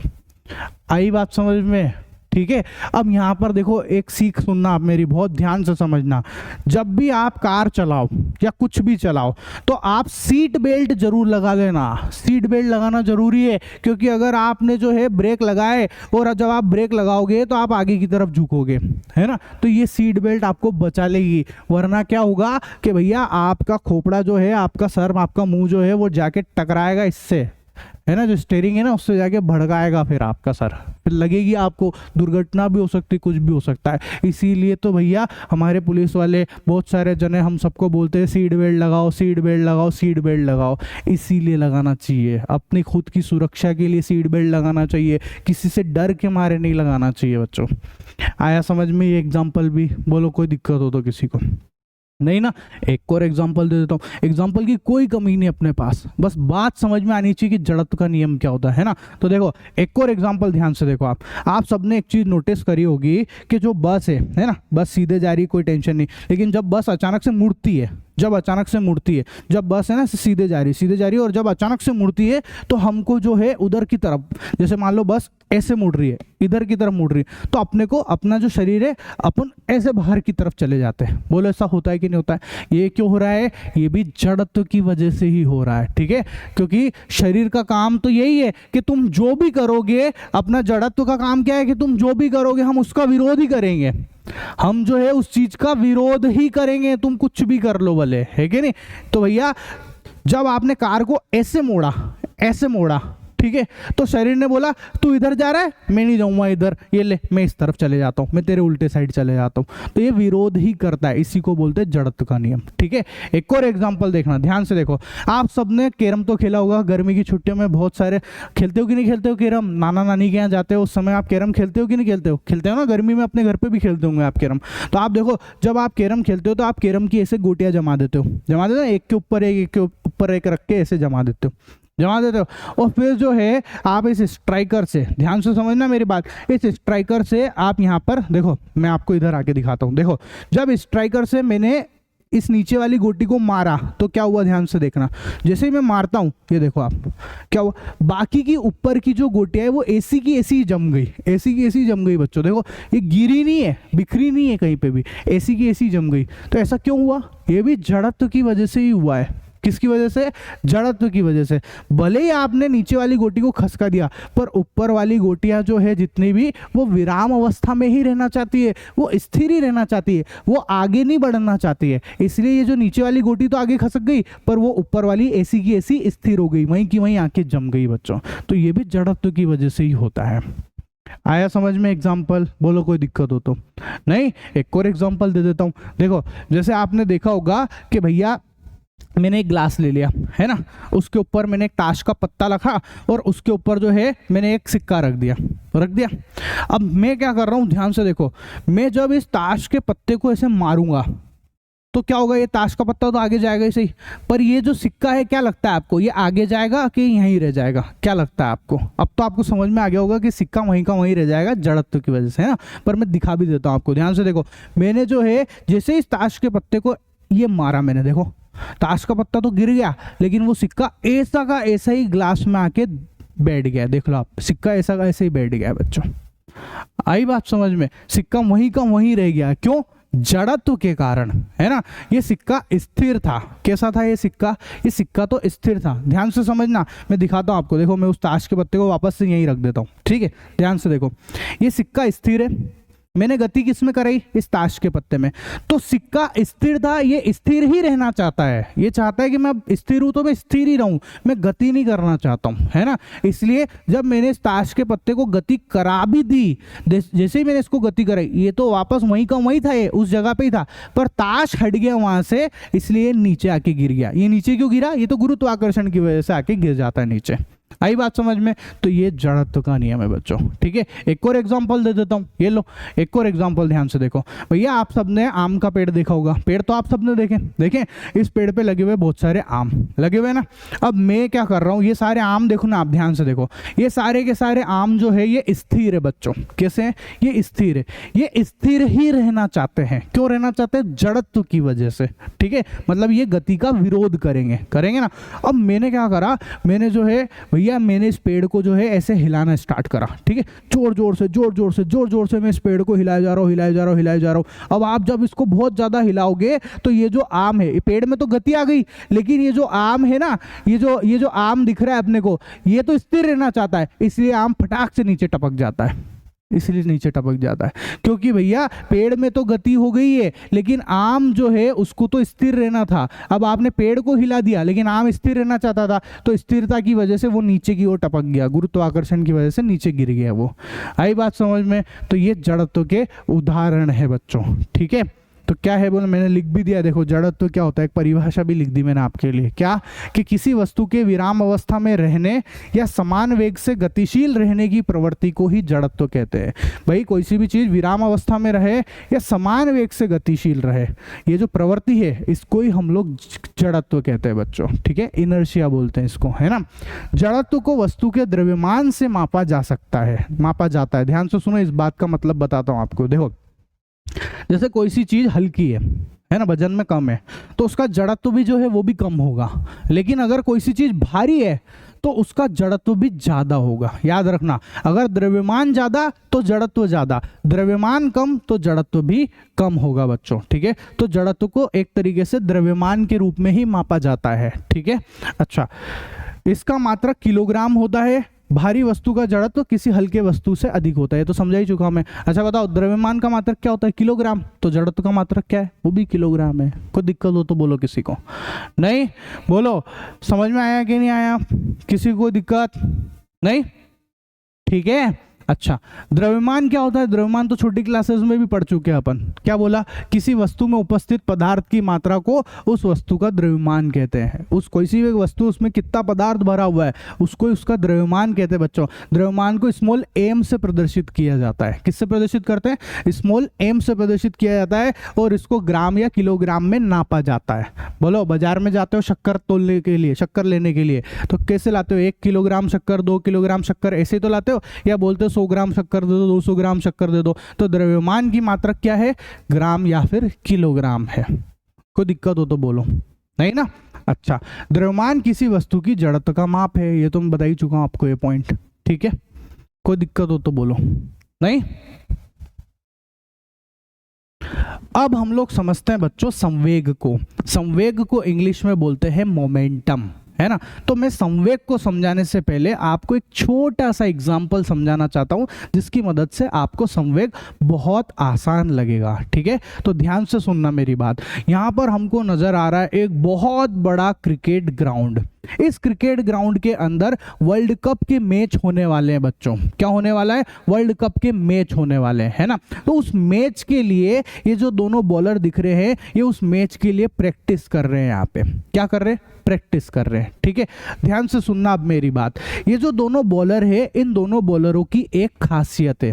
वो खासियत ये है कि ये जो दोनों बॉलर है, ये जो गेंद को फेंकते हैं, है ना, तो ये एक समान गति से गेंद को फेंकते हैं। मतलब जितनी तेज ये बॉलर गेंद को फेंकता है, उतनी ही तेज ये वाला बॉलर भी एक गेंद को फेंकता है। आई बात समझ में। मतलब इन दोनों बॉलरों की जो गेंद फेंकने की गति है, जो वेग है, वो एक जैसा है। एक समान वेग से ये दोनों बॉलर गेंद को फेंकते हैं। क्लियर है, यहां तक कोई दिक्कत हो तो बोलो, किसी को नहीं। अच्छा, एक बात और है यहाँ पे, क्या कि भैया ये वाला जो बॉलर है, इसके पास जो गेंद है वो है कॉर्क की। किसकी गेंद है, कॉर्क की। कॉर्क की गेंद जो है वो भारी होती है, ज्यादा द्रव्यमान की गेंद है इसके पास में, ठीक है। और ये वाला जो बॉलर है, इसके पास में जो गेंद है वो है टेनिस की, वो कम द्रव्यमान की गेंद है ना। इसके पास कम द्रव्यमान की गेंद है। आई बात समझ में। बोलो, इसके पास में ज्यादा द्रव्यमान की गेंद है और इसके पास में कम द्रव्यमान की गेंद है, लेकिन इन दोनों बॉलरों की जो गति है वो एक जैसी है, एक जैसी है, ठीक है। मैंने लिख भी रखा है ये सब चीजें यहाँ पे, है ना। अब देखते हैं इनकी बॉलिंग कैसे होती है। ध्यान से देखो, सबसे पहले इसने बॉलिंग करना स्टार्ट करा। देखो आप, जब ये बॉलिंग करता है तो क्या होता है, देखो जैसे इसने बॉल डाली, अरे देखो इसने तो स्टंप को ही उखाड़ दिया ना, इसने स्टंप को ही उखाड़ के फेंक दिया, ठीक है। अच्छा, अब इस वाले बॉलर को देखते हैं अपन। जब इसने बॉलिंग करी तो आप देखो, इससे जो है स्टंप को, अच्छा बोल्ड तो इसने भी कर दिया है ना, पर इसने स्टंप को उखाड़ा नहीं है, बस इसने स्टंप को जो है थोड़ा सा ऐसे टेढ़ा कर दिया, ठीक है। तो यहाँ पर क्या सिचुएशन ली मैंने, बताओ क्या बात बताई आपको, कि ये जो दोनों बॉलर दिख रहे हैं, इनकी जो गति है वो एक जैसी है। मतलब इनका वेग जो है वो एक समान है, ठीक है। वेग जो है, वेग समान ले रखा है अपन ने, है ना। वेग जो है वो तो समान, और जो गेंद का द्रव्यमान है वो असमान है, अलग अलग है, ठीक है। गेंद का द्रव्यमान अलग अलग है। बोलो, कोई दिक्कत है किसी को? गेंद का द्रव्यमान अलग अलग है। देखो लिख दिया है मैंने आपको, कंफ्यूज मत होना, ठीक है। अलग अलग द्रव्यमान की गेंद है ये, अलग अलग स्क्वायर कर दिया, ठीक है ना। दोनों के पास गेंद है अलग अलग द्रव्यमान की। सिचुएशन समझ में आ गई ये वाली? कोई दिक्कत है किसी को? नहीं। अब क्या हुआ भैया, इन दोनों की प्रैक्टिस तो हो गई, हो गया इनका काम खत्म, ठीक है। अब आए भैया कोई दूसरे बॉलर, है ना, इनको भी प्रैक्टिस करनी है, तो ये लोग आए। अब इन बॉलरों की खासियत ये है कि इनके पास जो, इन दोनों बॉलरों के पास जो गेंद है वो है टेनिस की, है ना, और एक समान द्रव्यमान की बोले इनके पास में, ठीक है। टेनिस की है और वो भी एक समान द्रव्यमान की बोले है, ठीक है। तो इनके पास जो गेंद है वो, गेंद का द्रव्यमान जो है वो एक जैसा है ना, गेंद का द्रव्यमान एक समान है, एक समान गेंदें हैं इनके पास, ठीक है, एक समान है। लेकिन ये जो दोनों बॉलर दिख रहे हैं अपने को, ये जो दोनों बॉलर दिख रहे हैं, इन दोनों बॉलरों में, इन दोनों बॉलरों की जो गेंद फेंकने की गति है, जो वेग है, वो अलग अलग है, ठीक है। लेकिन जो इनका वेग है ना, वेग अलग अलग है। कैसा है? अलग अलग है। आई बात समझ में? इन दोनों बॉलरों का जो वेग है वो अलग अलग है, ठीक है। पहले जो सिचुएशन थी वो क्या थी, उसके अंदर वेग एक समान था और द्रव्यमान अलग अलग था, ठीक है। यहाँ पर जो है द्रव्यमान एक समान है और वेग अलग अलग है, ठीक है। तो देखते देखो ये कैसे बॉल फेंकता है। सबसे पहले इसने बॉल फेंकी, देखो आप, जब इसने बॉल फेंकी तो देखो क्या हुआ, बहुत तेज बॉल फेंकी इसने, फेंकी ना, और देखो इसने स्टंप को उखाड़ दिया, उखाड़ दिया।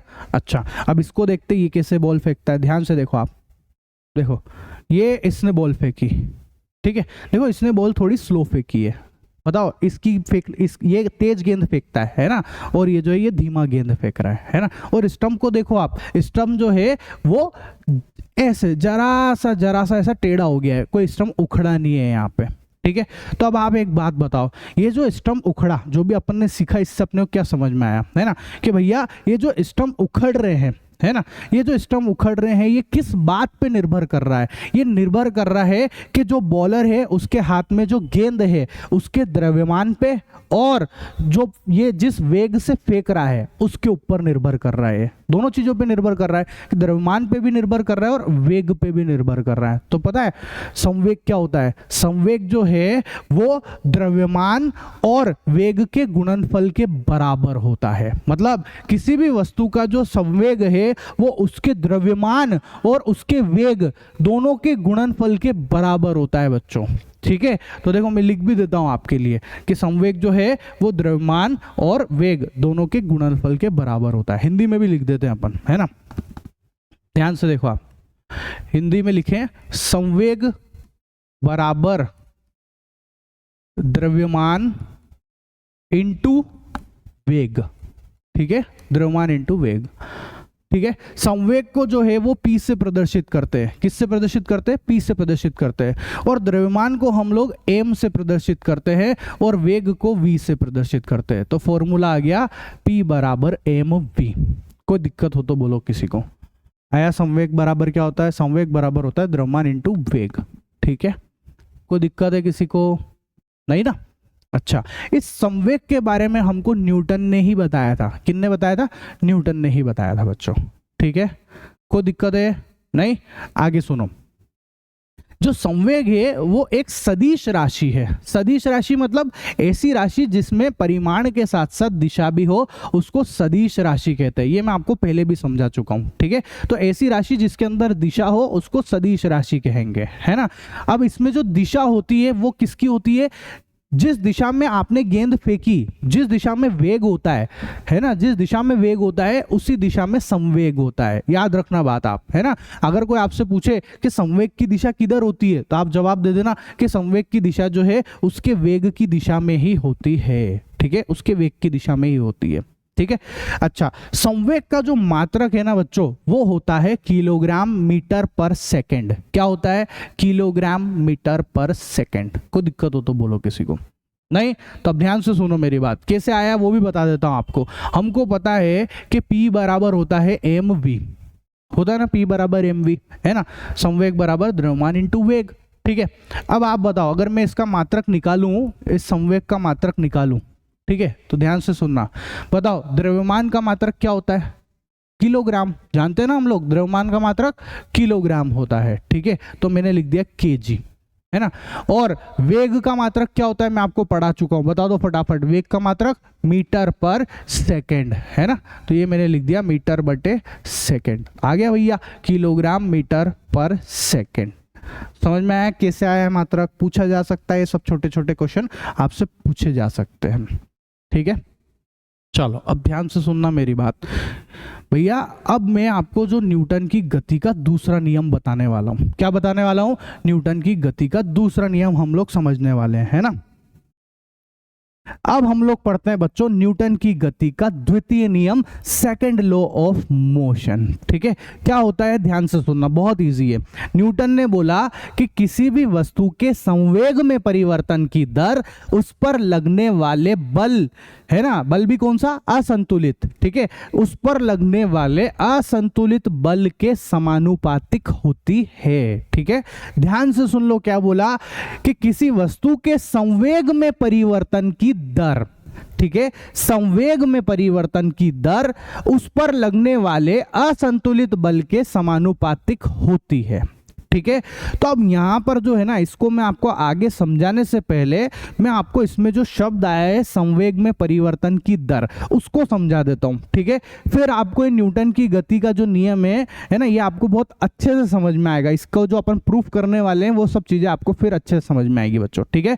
तो सबसे पहले क्या बोला? संवेग में परिवर्तन की दर, ठीक है। तो सबसे पहले हम समझते हैं संवेग को। बताओ आप, संवेग जो है वो क्या होता है? मैं आपको सिखा चुका हूं, बताओ संवेग किसको बोलते हैं? संवेग किसको बोलते हैं? संवेग बराबर होता है द्रव्यमान इंटू वेग। बोलो, ये फॉर्मूला अपन ने पढ़ा है कि नहीं पढ़ा है पहले भी?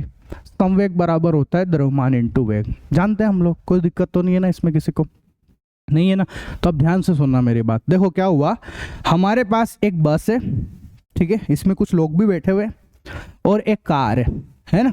अब आप देखो, इस कार का शुरुआत में जो वेग है वो u है, ठीक है। देखो ये कार और ये बस दोनों चल रहे हैं ना, कार u वेग से चल रही है। जैसे ये बस इसको टक्कर मारती है, इस कार का वेग हो जाता है v। कितना हो जाता है?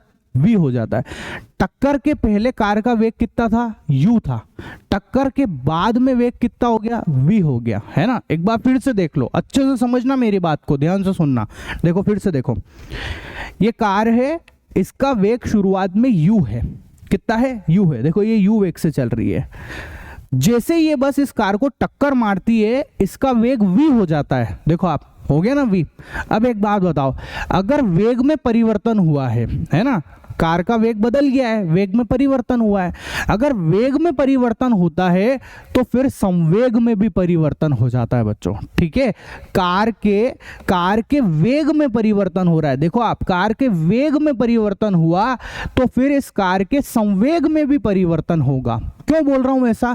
क्योंकि आप फॉर्मूला ही पढ़ लो भले। यहाँ पे देखो क्या लिखा हुआ है, संवेग बराबर द्रव्यमान इंटू वेग। मतलब अगर आप वेग में परिवर्तन करोगे तो संवेग में भी परिवर्तन हो जाएगा, ठीक है। वेग में चेंज होगा तो संवेग भी चेंज हो जाएगा बच्चों। यहां तक कोई दिक्कत हो तो बोलो, नहीं ना।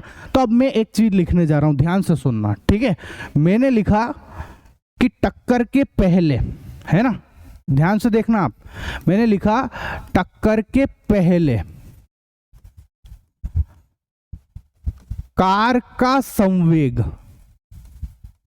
मैं बोल देता हूं उसको P1 नाम दे देता हूं, ठीक है, पहले है इसलिए P1 नाम दे दिया। कार का संवेग P1 बराबर, बताओ संवेग क्या होता है? द्रव्यमान इंटू वेग, है ना। हम मान लेते हैं कि ये जो कार है ये m द्रव्यमान की है, मतलब इस कार का जो वजन है वो m है, ठीक है। तो अपन ने लिख दिया कि द्रव्यमान की जगह पर मैंने लिख दिया m, ठीक है।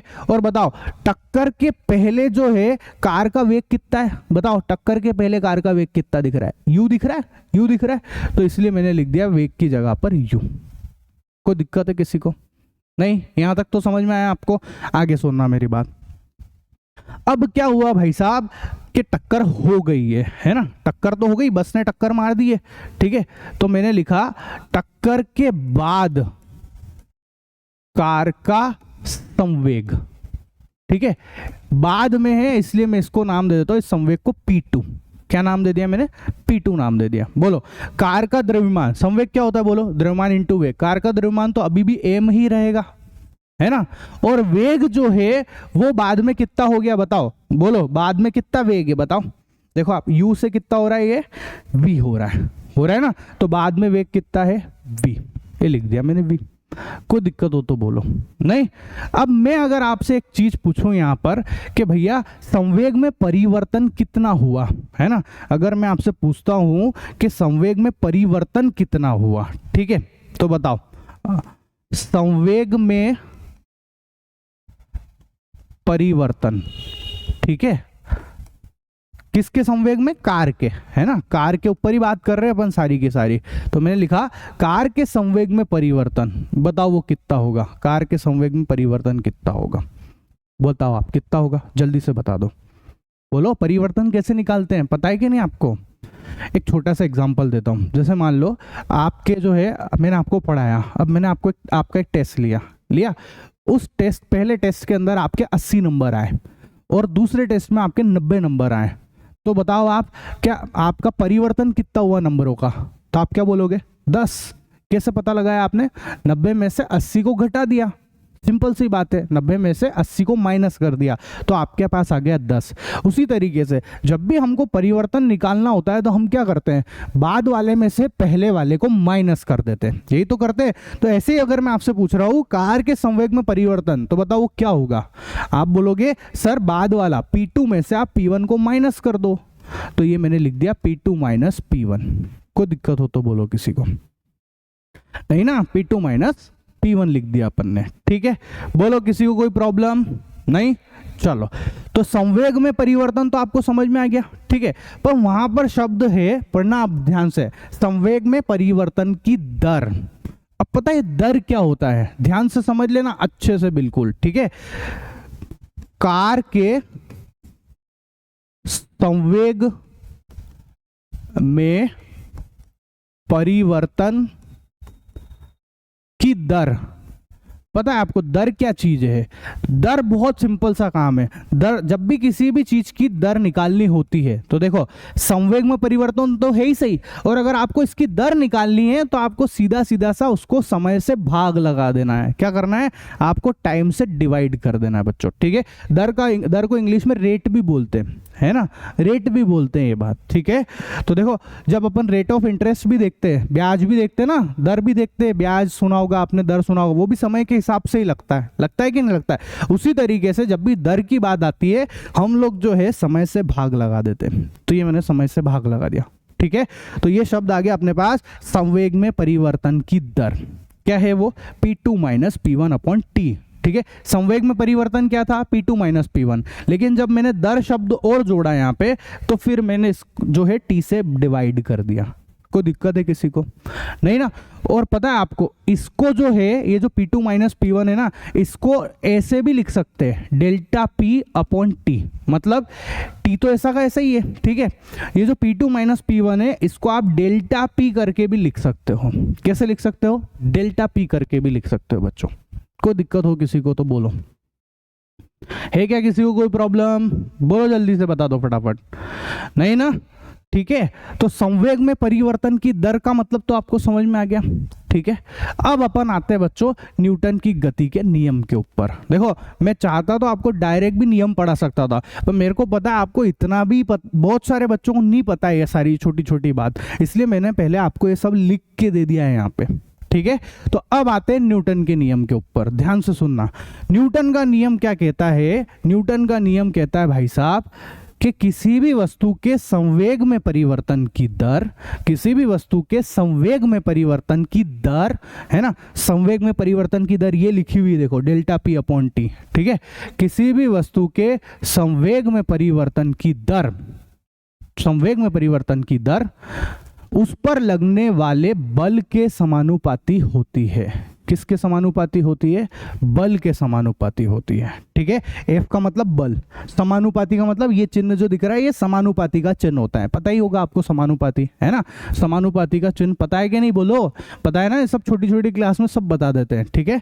ऐसा, इसको आप ऐसे भी बोल सकते हो क्या कि जो किसी भी वस्तु पर संवेग में परिवर्तन की दर जो है उसके बल पर निर्भर करता है। समानुपाती मतलब एक तरीके से निर्भर करता है ना। समानुपाती का मतलब निर्भर करना भी होता है बच्चों, ठीक है।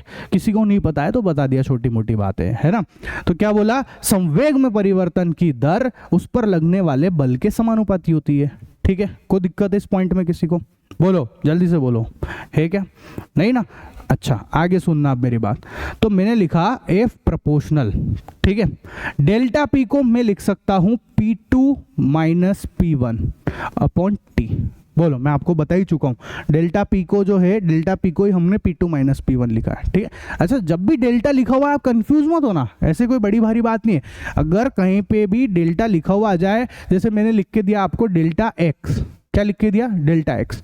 इसका मतलब क्या हुआ? इसका मतलब हुआ आपको x2 माइनस x1 समझना है। इसको क्या समझना है? x2 माइनस x1 समझना है, ठीक है।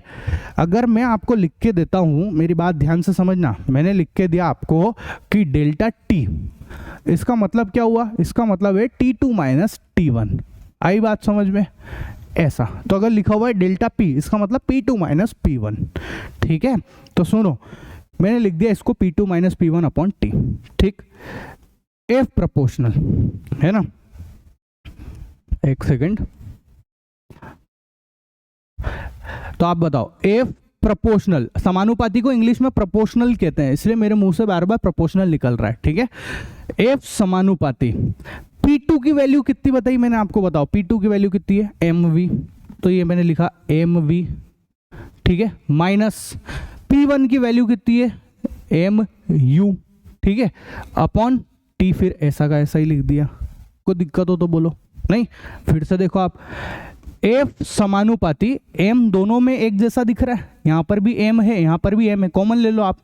कॉमन लिया, अंदर क्या बचा? V माइनस U बचा ना, V माइनस U। और नीचे कौन है? नीचे है अपने पास में T, ठीक है। तो अब आप बताओ, मैं आपको पढ़ा चुका हूं पिछले चैप्टर में, है ना।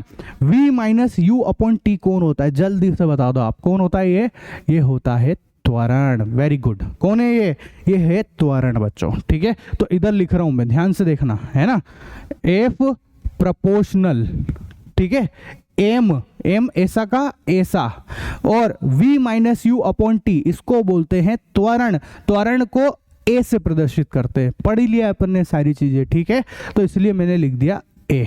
कोई दिक्कत हो तो बोलो। नहीं, अब यहां पर एक बात और सुनना, है ना। जब भी समानुपाती का चिन्ह लगता है ना, अगर मेरे को उसको हटाना है तो बताओ क्या करते हैं? समानुपाती का चिन्ह अगर आप हटाओगे तो आपको एक स्थिरांक लगाना पड़ेगा, एक कांस्टेंट लगाना पड़ेगा। ये बात आप आपके भेजे में फिट ही कर लेना। आपने या तो पहले सुनी होगी, नहीं सुनी है तो अभी आप सुन रहे होंगे, है ना। तो अब आप इसको यूं समझ लो, इसको फिट करके चलो अपने दिमाग में, क्योंकि अब ये आगे हमेशा ही आएगी आपकी, ये बातें आती रहेगी, हर कभी आती रहेगी, ठीक है। जब भी कोई समानुपाती का चिन्ह हटाते हैं तो एक स्थिरांक, एक कांस्टेंट लगाते हैं। मैं यहां पर उसका नाम, उसको मैं मान लेता हूं के। क्या मान लेता हूं? के, एम ए, ठीक है। ये के किसकी जगह पे आया है? मैंने देखो समानुपाती का चिन्ह हटाया, उसकी जगह पे मैंने बराबर लिखा और के लिख दिया, ठीक है। तो F बराबर के एम ए, है ना। ये बात आपको थोड़ी सी याद रखनी पड़ेगी और हमेशा के लिए याद रखनी पड़ेगी, ठीक है। समानुपाती का चिन्ह हटाते हैं, एक स्थिरांक लगाते हैं। क्या करते हैं? एक स्थिरांक लगाते हैं। और आपकी किताब के अंदर इस के की वैल्यू न्यूटन ने 1 बताई है। कितनी बताई है?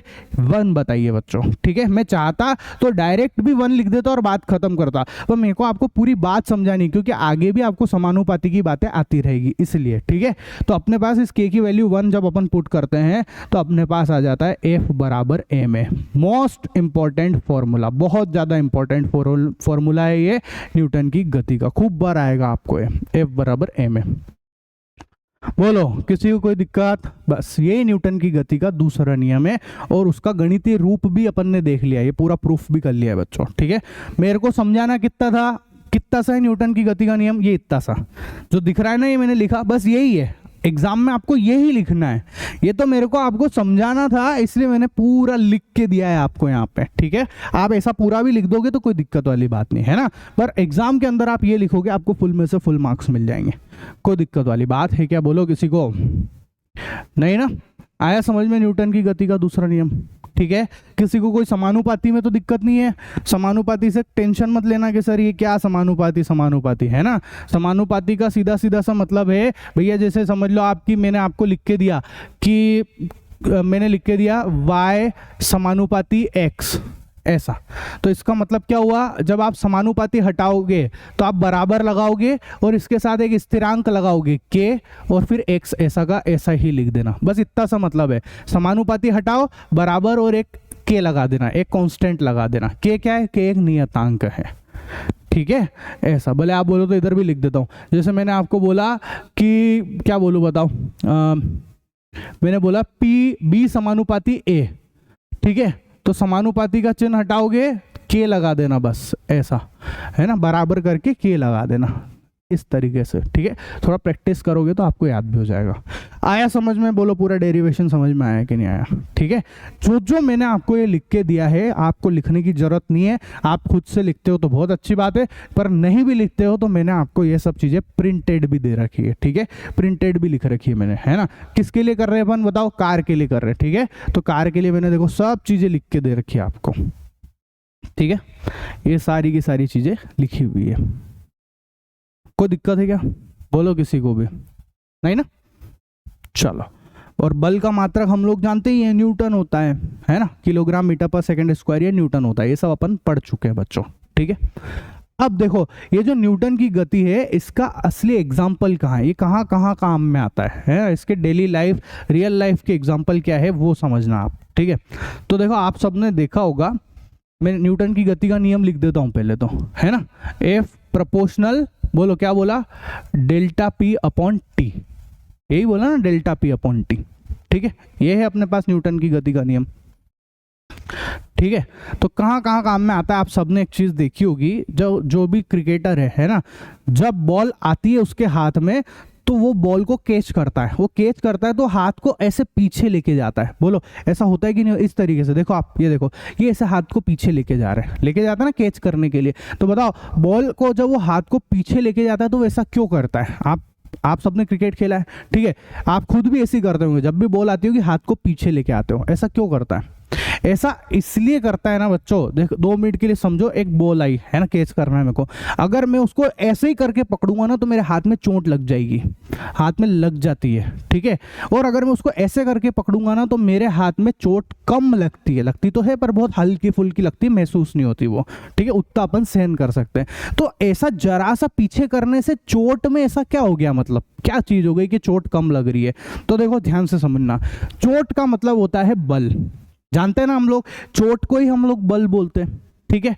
और जब हाथ को आप ऐसे पीछे लेके जा रहे हो तो आप क्या कर रहे हो बताओ, आप गेंद को एक तो इस जगह पे पकड़ सकते थे, यहीं पे पकड़ सकते थे, लेकिन आपने यहां नहीं पकड़ के आपने उसको यहां लाके पकड़ा, तो आपने क्या करा, समय को बढ़ा दिया ना आपने, जो है जब गेंद को आप ऐसे पीछे ला रहे हो, आप यहाँ पे पकड़ रहे हो, समझ लो ये 2 सेकंड के समय पे पकड़ सकते थे आप, पर आपने यहाँ ना पकड़ के उसको आप यूं करके ऐसे हाथ को पीछे ला रहे हो, तो समय तो बढ़ रहा है ना, ऑब्वियस सी बात है समय बढ़ रहा है, ये 2 सेकंड से 3 सेकंड 4 सेकंड ऐसे हो ही रहा है, क्यों नहीं हो रहा है बताओ, हो ही रहा है ना। तो भैया समय तो बढ़ रहा है, तो आप क्या कर रहे हो, समय को बढ़ा रहे हो। यहाँ पे समय को बढ़ाने से क्या होता है ना बच्चों, जब समय बढ़ता है, देखो समय नीचे की तरफ है और बल ऊपर की तरफ है, ठीक है, तो जब समय बढ़ेगा तो बल घटेगा, क्या होगा, जब समय बढ़ेगा ना तो बल घटेगा यहाँ पर, ठीक है।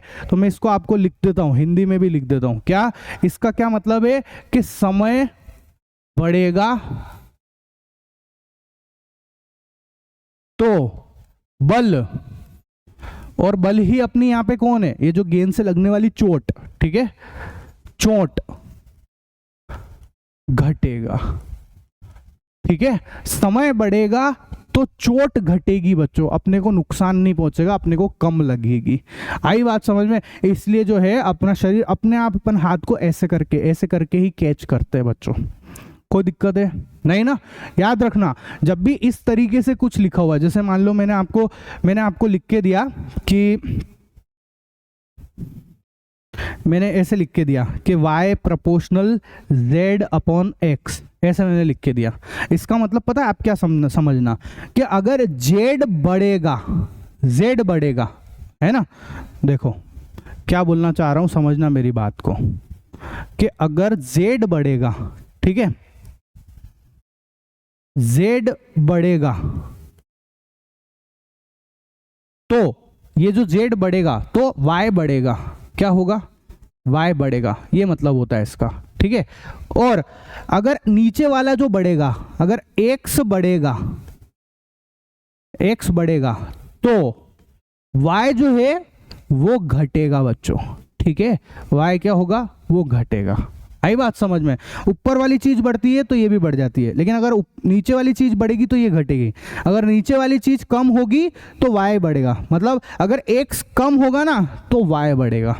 आई बात समझ में? ऐसा मतलब होता है इसका, ठीक है। देखो मैंने तो आपको बहुत बेसिक सारी चीजें बता दी है, वरना न्यूटन की गति का तो बस उतना ही नियम था और ये समझा देता और खत्म कर देता। पर मेरे को पता है बहुत सारे ऐसे बच्चे हैं जिनको ये छोटी मोटी बातें पता ही नहीं है, वो बहुत सारी चीजें पढ़ लेते हैं पर उनको पता ही नहीं है कि भैया क्या हो रहा है और क्या नहीं हो रहा, ठीक है। तो आपको क्लियर हुआ क्या है क्या नहीं है, कैच क्यों ऐसे करते हैं, है ना। चलो उसके बाद आप देखो, जब भी ऊंची कूद होती है, एक और एग्जांपल है ना, ऊंची कूद में देखो जब ये ऐसे गिरता है तो देखो ये गद्दे बिछा के रखते हैं, यहाँ पे गद्दे बिछा के रखते हैं। तो जैसे ही वो गिरता है ना तो गद्दे जो स्पंजी होते हैं बच्चों, कैसे होते हैं, एक सेकंड रुकना आप, हाँ स्पंजी होते हैं वो। कैसे होते हैं? स्पंजी गद्दे। देखो आप, जैसे ही वो इस पे आके गिरता है, देखो ये गिरा तो वो ऐसे नीचे दब जाता है। ऐसे दबने से भी क्या हो रहा है, जैसे ही वो दब रहे हैं समय बढ़ रहा है ना, समय बढ़ रहा है, समय बढ़ रहा है तो इसको चोट कम लगेगी, इसको बल जो है वो कम महसूस होगा बच्चों, ठीक है। इसीलिए जो है यहाँ पर जो है गद्दे के बनाए जाते हैं, जो भी कूदते खेल कूद की जो चीजें है ना, इसको गद्दे वाली बनाई जाती है बच्चों, ठीक है। आई समझ में बात? ऐसे ही देखो आप, भैया ये अपने पास में एक आदमी कार चला रहा है ना कार, ठीक है। अपन सबने देखा होगा कि सामने से अगर कोई कार आ रही है ना, सामने से कोई एक कार आ रही है और जैसे ही इस कार ने इस कार को टक्कर मारी तो देखो आप अचानक फटाक से जो है एयर बैग बाहर आ जाते हैं। क्या होता है? एयर बैग बाहर आते हैं और अपना जो सर है इस एयर बैग पे जाके टकराता है, ऐसे करके टकराता है, ठीक है। तो जब वो एयर बैग बाहर आया, जब आपका सर इस एयर बैग पे टकराया तो एयर बैग क्या गद्दा है, तो ये भी गद्दा। तो जैसे ही एयर बैग पे टकराएगा आपका सर, एयर बैग क्या है वो ऐसे अंदर की तरफ पुश होगा, अंदर की तरफ दबेगा, जैसा अभी दिखाया ना मैंने पीछे आपको, इस तरीके से दबेगा, वो दबेगा ना। तो बताओ समय ज्यादा हो गया ना।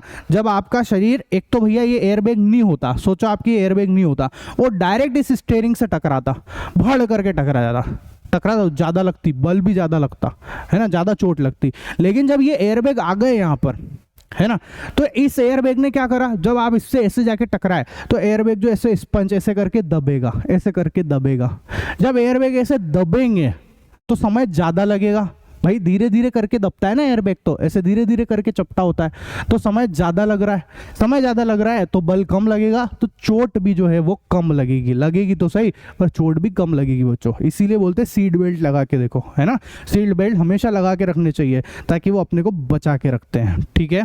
कोई दिक्कत हो तो बोलो किसी को, नहीं, ठीक है ना। तो ये हो गया भैया न्यूटन की गति का दूसरा नियम खत्म।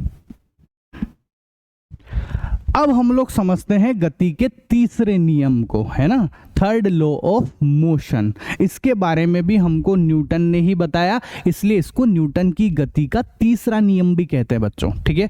तो क्या बोला न्यूटन ने, ध्यान से सुनना, बहुत अच्छे से समझेंगे, है ना।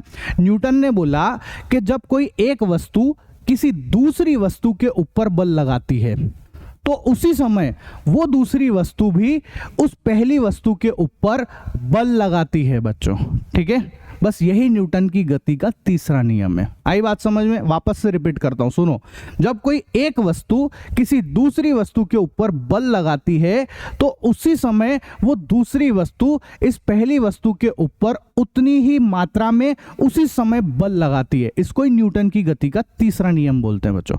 और ये जो दोनों बल हैं, है ना, ये जो दोनों बल हैं, है ना, ये जो बल है ये मात्रा में समान होते हैं, मतलब परिमाण में समान होते हैं, लेकिन दिशा में विपरीत होते हैं ये, ठीक है, दिशा में विपरीत होते हैं। चलो मैं आपको एक एग्जांपल से समझाता हूं ताकि आपको ये और इजी लगे ये वाली डेफिनेशन, ठीक है। देखो ध्यान से देखो, मेरे पास क्या है, यहाँ पे एक चेयर है ना, ये एक चेयर है, दिख रही है आपको ये चेयर। मैंने क्या करा, ऐसा करता हूँ मैं, थोड़ा सा इसको नीचे करता हूँ, फिर आपको ज़्यादा अच्छे से समझ में आएगा, ठीक है। अब देखो आप, ये देखो, ठीक है। अब देखो भैया, ये जो चेयर है ये एक वस्तु है, और मैं भी अब मैं अपने आप को भी एक वस्तु मान लेता हूं, ठीक है। तो मैं एक वस्तु, ये भी एक वस्तु। मैंने जब इस चेयर के ऊपर एक बल लगाया, उसी समय इस चेयर ने भी मेरे ऊपर बल लगा दिया, ठीक है। अगर मैं इस चेयर के ऊपर बल लगाता हूं तो उसी समय ये चेयर भी मेरे ऊपर बल लगाती है, ठीक है। मेरा बल जो है, मेरे बल की जो दिशा है वो इधर है, उस तरफ है, उस दिशा में है ना। और ये जो चेयर है ये मेरे ऊपर इस दिशा में बल लगा रही है, ऑब्वियस सी बात है, ठीक है। बोलो आई समझ में बात की नहीं आई? बस यही न्यूटन की गति का नियम है ना। और अगर मैं इसके ऊपर 2 न्यूटन का बल लगा रहा हूं, कितने न्यूटन का? 2 न्यूटन का बल लगा रहा हूं, तो ये चेयर जो है ये भी मेरे ऊपर 2 न्यूटन का ही बल लगा रही है। आया समझ में? बोलो कोई दिक्कत हो तो बोलो किसी को, ठीक है। बस यही न्यूटन की गति का तीसरा नियम है बच्चों, है ना। आया समझ में? एग्जाम्पल और एग्जाम्पल है अपने पास, एग्जाम्पल की कोई कमी नहीं है, ढेर लगा देंगे अपन एग्जाम्पल में, है ना। तो ध्यान से सुनना, बहुत सारे एग्जाम्पल है, ऐसी टेंशन लेने की बात नहीं है ना। देखो अब आप सोच रहे होंगे सर आपने बोला 2 न्यूटन का लगाया, तो आपको ये पता कैसे चल रहा है 2 न्यूटन का लगाया, ये कैसे पता चले? तो इसके लिए क्या करते हैं अपन, एक और एग्जांपल लेते हैं, है ना। उससे आपको ये जो नंबर है ना इसका भी समझ में आ जाएगा कैसे पता चलता है अपने को, ठीक है। देखो मैंने क्या करा, मैंने यहाँ पर 2 स्प्रिंग बैलेंस लिए। क्या लिए? 2 स्प्रिंग बैलेंस, ठीक है। ये जो 2 स्प्रिंग बैलेंस नजर आ रहे हैं, इसमें ये वाले स्प्रिंग बैलेंस को मैंने एक स्टैंड से अटैच कर रखा है, स्टैंड से जोड़ रखा है, ठीक है। और ये जो दूसरा वाला स्प्रिंग बैलेंस है इसको मैंने इस वाले स्प्रिंग बैलेंस से जोड़ रखा है, देख लो आप आराम से, ठीक है। और ये जो दोनों स्प्रिंग बैलेंस है ये 5 न्यूटन तक का बल बता सकती है ना। देखो आप गिनती भी लिखी हुई 1 2 3 4 5 और ये न्यूटन, मतलब 5 न्यूटन तक के बल ये बता सकती है, 5 न्यूटन तक की गणना कर सकती है ना। सेम टू सेम ये भी 5 न्यूटन तक की गणना कर सकती है ना। अलग अलग भी ले सकते हैं, कोई 10 न्यूटन वाला भी ले सकता है, उससे कोई फर्क नहीं पड़ने वाला, ठीक है। तो अब सुनना मेरी बात ध्यान से। अभी भैया ये जो स्प्रिंग बैलेंस है इसके ऊपर बल कितना है पढ़ो आप, कितने पे बता रहा है? जो लाल लाल पॉइंटर बता रहा है ना, ये पॉइंटर बल कितना बता रहा है? 0 पे, 0 न्यूटन, मतलब कि अभी इस स्प्रिंग बैलेंस पे कोई बल नहीं लग रहा है, ठीक है। सेम टू सेम बताओ, इस स्प्रिंग बैलेंस के ऊपर भी अभी कोई बल नहीं है ना, इसलिए ये 0 न्यूटन को बता रहे हैं। पॉइंटर किस पे? 0 पे है, ठीक है। अब मैंने क्या करा, ध्यान से सुनना मेरी बात को, मैंने क्या करा, इसको यहां से पकड़ा और इन स्प्रिंगों को खींचा। देखो मैं इस वाली स्प्रिंग को खींच रहा हूं, इस वाली स्प्रिंग को खींच रहा हूं, ठीक है। तो जब मैं इस स्प्रिंग को खींचूंगा तो ये स्प्रिंग उस वाली स्प्रिंग के ऊपर बल लगाएगी। बताओ अगर मैं इसको खींचूंगा तो वो वाली स्प्रिंग भी तो खिंचाएगी कि नहीं खिंचाएगी? खिंचाएगी ना। तो जब मैं इस स्प्रिंग को खींचूंगा तो ये वाली स्प्रिंग जो है उस वाली स्प्रिंग के ऊपर बल लगाएगी। तो देखना, आप ध्यान से देखना क्या होता है। मैंने क्या करा, इस स्प्रिंग को पकड़ा, ठीक है, और खींचा इसको, ये देखो आप, ये खींच दिया। अब आप देखो इस वाली स्प्रिंग जो है, ये वाली स्प्रिंग, इस पर बल कितना बता रहे? 1 न्यूटन। कितना है ये? 1 न्यूटन। और उधर वाली स्प्रिंग पे पढ़ो आप, कितना बता रहा है उस पे भी? उस पे पॉइंटर कहाँ है? पढ़ के बताओ। 1 न्यूटन पे दिखा आपको? 1 न्यूटन दिख रहा है ना दोनों पे। अच्छा मैं इसको छोड़ता हूँ, है ना। ये देखो जैसे ही मैंने इसको छोड़ा ये वापस उसकी पोजीशन पे आ गई, वापस वहीं के वहीं पहुंच गए। तो देखो क्या हुआ, इस वाली स्प्रिंग ने इस वाली स्प्रिंग के ऊपर बल लगाया इधर की तरफ, ठीक है। इस वाली स्प्रिंग ने जो है बल किधर लगाया बताओ? ये वाली जो स्प्रिंग है ये किस तरफ खिंचा रही? इधर की तरफ, ठीक है। तो इस वाली स्प्रिंग ने बल लगाया इस दिशा में, ठीक है। ठीक है, यहां तक कोई दिक्कत है नहीं? और वो वाली जो स्प्रिंग है, वो वाली स्प्रिंग ने इस वाली स्प्रिंग के ऊपर बल लगाया, लेकिन इस दिशा में, ठीक है। मतलब पता है क्या हो रहा है, ये वाली स्प्रिंग इस वाली स्प्रिंग को इधर खींच रही है ना, और ये वाली जो स्प्रिंग है उस वाली स्प्रिंग को इधर खींच रही है, ठीक है। मतलब ये वाली स्प्रिंग तो उधर खींचने की कोशिश कर रही है और ये वाली स्प्रिंग इधर की तरफ खींचती है। क्लियर है? तो दोनों बल जो है वो विपरीत दिशा में लग रहे हैं। देखो एक उधर लग रहा है, एक इधर की तरफ लग रहा है। यहां तक तो समझ में आया? कोई दिक्कत हो तो बोलो। नहीं, दूसरी बात बताओ, दोनों ने कितना बल लगाया था? 1 न्यूटन का। बोलो 1 न्यूटन का लगाया कि नहीं लगाया? वापस से देखो, आप फिर से देखो, ध्यान से देखो। मैं अगर इसको पकड़ के खींचता हूं, है ना, तो देखो आप, जैसे ही मैंने इसको खींचा, ये देखो, तो भैया ये 1 न्यूटन का बल है, है ना, इस वाली स्प्रिंग पे 1 न्यूटन, सेम वो वाली स्प्रिंग जो है उसको वापस से खींच रही है 1 न्यूटन का, इसीलिए तो वहां पे 1 न्यूटन आ रहा है कि नहीं आ रहा है। तो बस हो गया न्यूटन का नियम खत्म। क्या बोला भैया न्यूटन ने? न्यूटन भाई साहब ने यही तो बोला कि जब भी कोई एक वस्तु, ठीक है, इसको छोड़ रहा हूं मैं, देखो, जब भी कोई एक वस्तु, है ना, जब भी कोई एक वस्तु किसी दूसरी वस्तु के ऊपर बल लगाती है तो वो दूसरी वस्तु इस पहली वस्तु के ऊपर बल लगाती है, उसी समय बल लगाती है, ठीक है। और वो जो बल होता है वो विपरीत दिशा में लगता है। इस पे इस वाली ने इधर की तरफ बल लगाया, उस वाली ने उधर की तरफ बल लगाया, विपरीत दिशा में होता है और समान परिमाण का होता है। समान परिमाण मतलब इस पे भी 1 न्यूटन लग रहा था और वहां पर भी 1 न्यूटन लग रहा था, ठीक है। तो उन्होंने स्प्रिंग बैलेंस की मदद से चेक करा था वो 1-1 न्यूटन, वो जो परिमाण है ना वो इसकी मदद से चेक हो सकता है बच्चों, ठीक है। क्लियर है? बोलो किसी को कोई दिक्कत हो तो नहीं ना। बहुत सारे ऐसे और भी एग्जांपल है, टेंशन लेने की बात नहीं, आगे बता रहा हूं आपको, ध्यान से सुनते जाना मेरी बात, ठीक है। अब ये जो बल है ना बच्चों, इसको हम लोग, ये जो बल लग रहे हैं, अब ये भाई ये भी बल है, ये भी बल है, तो इन बलों का एक नाम भी है। क्या नाम है? सुनना मेरी बात। सबसे पहले जो बल लगा वो इस तरफ लगा।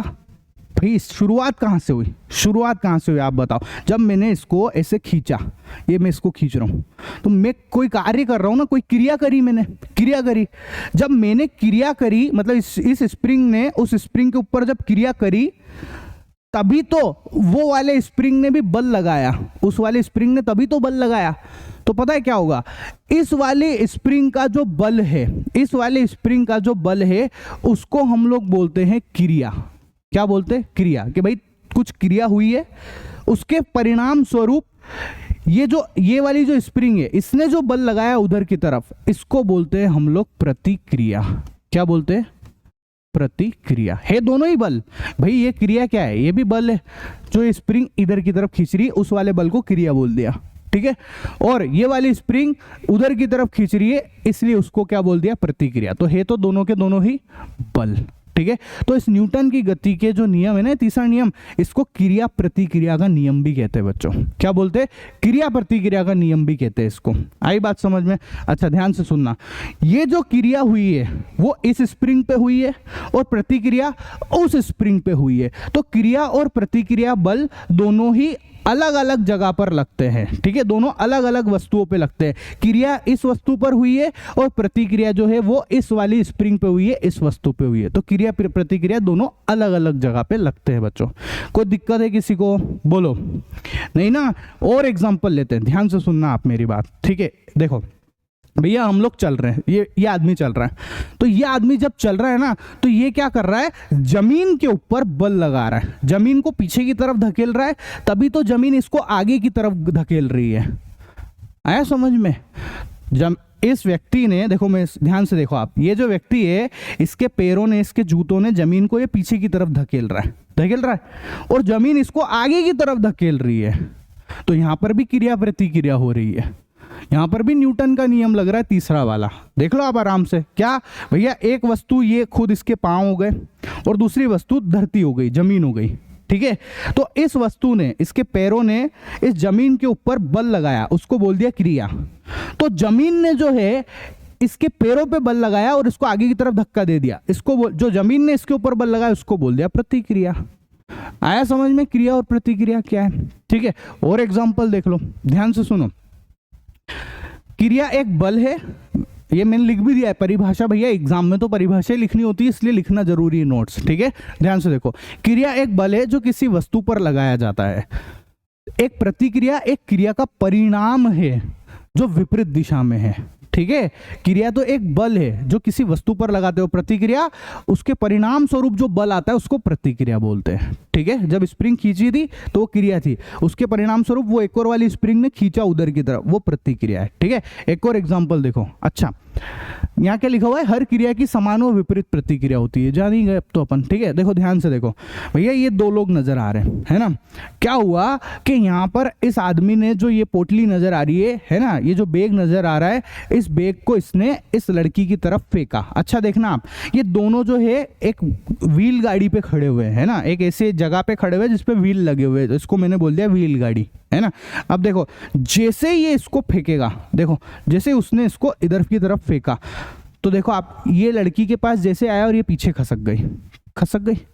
देखो आप क्या हुआ, मतलब कि जब इन भाई साहब ने इस पोटली को जब उधर फेंका, जैसे ही पोटली को उसने उधर फेंका, ये तो हुई क्रिया, उसके परिणाम स्वरूप हुई प्रतिक्रिया। और प्रतिक्रिया में क्या हुआ कि ये भाई साहब पीछे की तरफ खसक गए, है ना।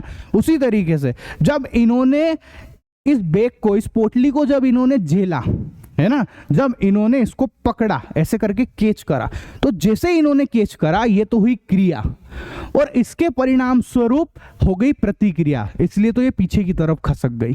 ठीक है, फिर से देख लो आप, देखो जैसे ही इसको फेंकेगा वो देखो वो पीछे खसक गया और इसने इसको कैच करा और ये भी पीछे खसक गई। तो क्या हुआ, जैसे इन्होंने इस पोटली को फेंका ये हुई क्रिया और पीछे की तरफ खसक गए, इसलिए इसको बोलते हैं प्रतिक्रिया। आई समझ में क्रिया और प्रतिक्रिया का क्या कहानी है। ठीक है, कोई दिक्कत है क्या, बोलो किसी को भी नहीं।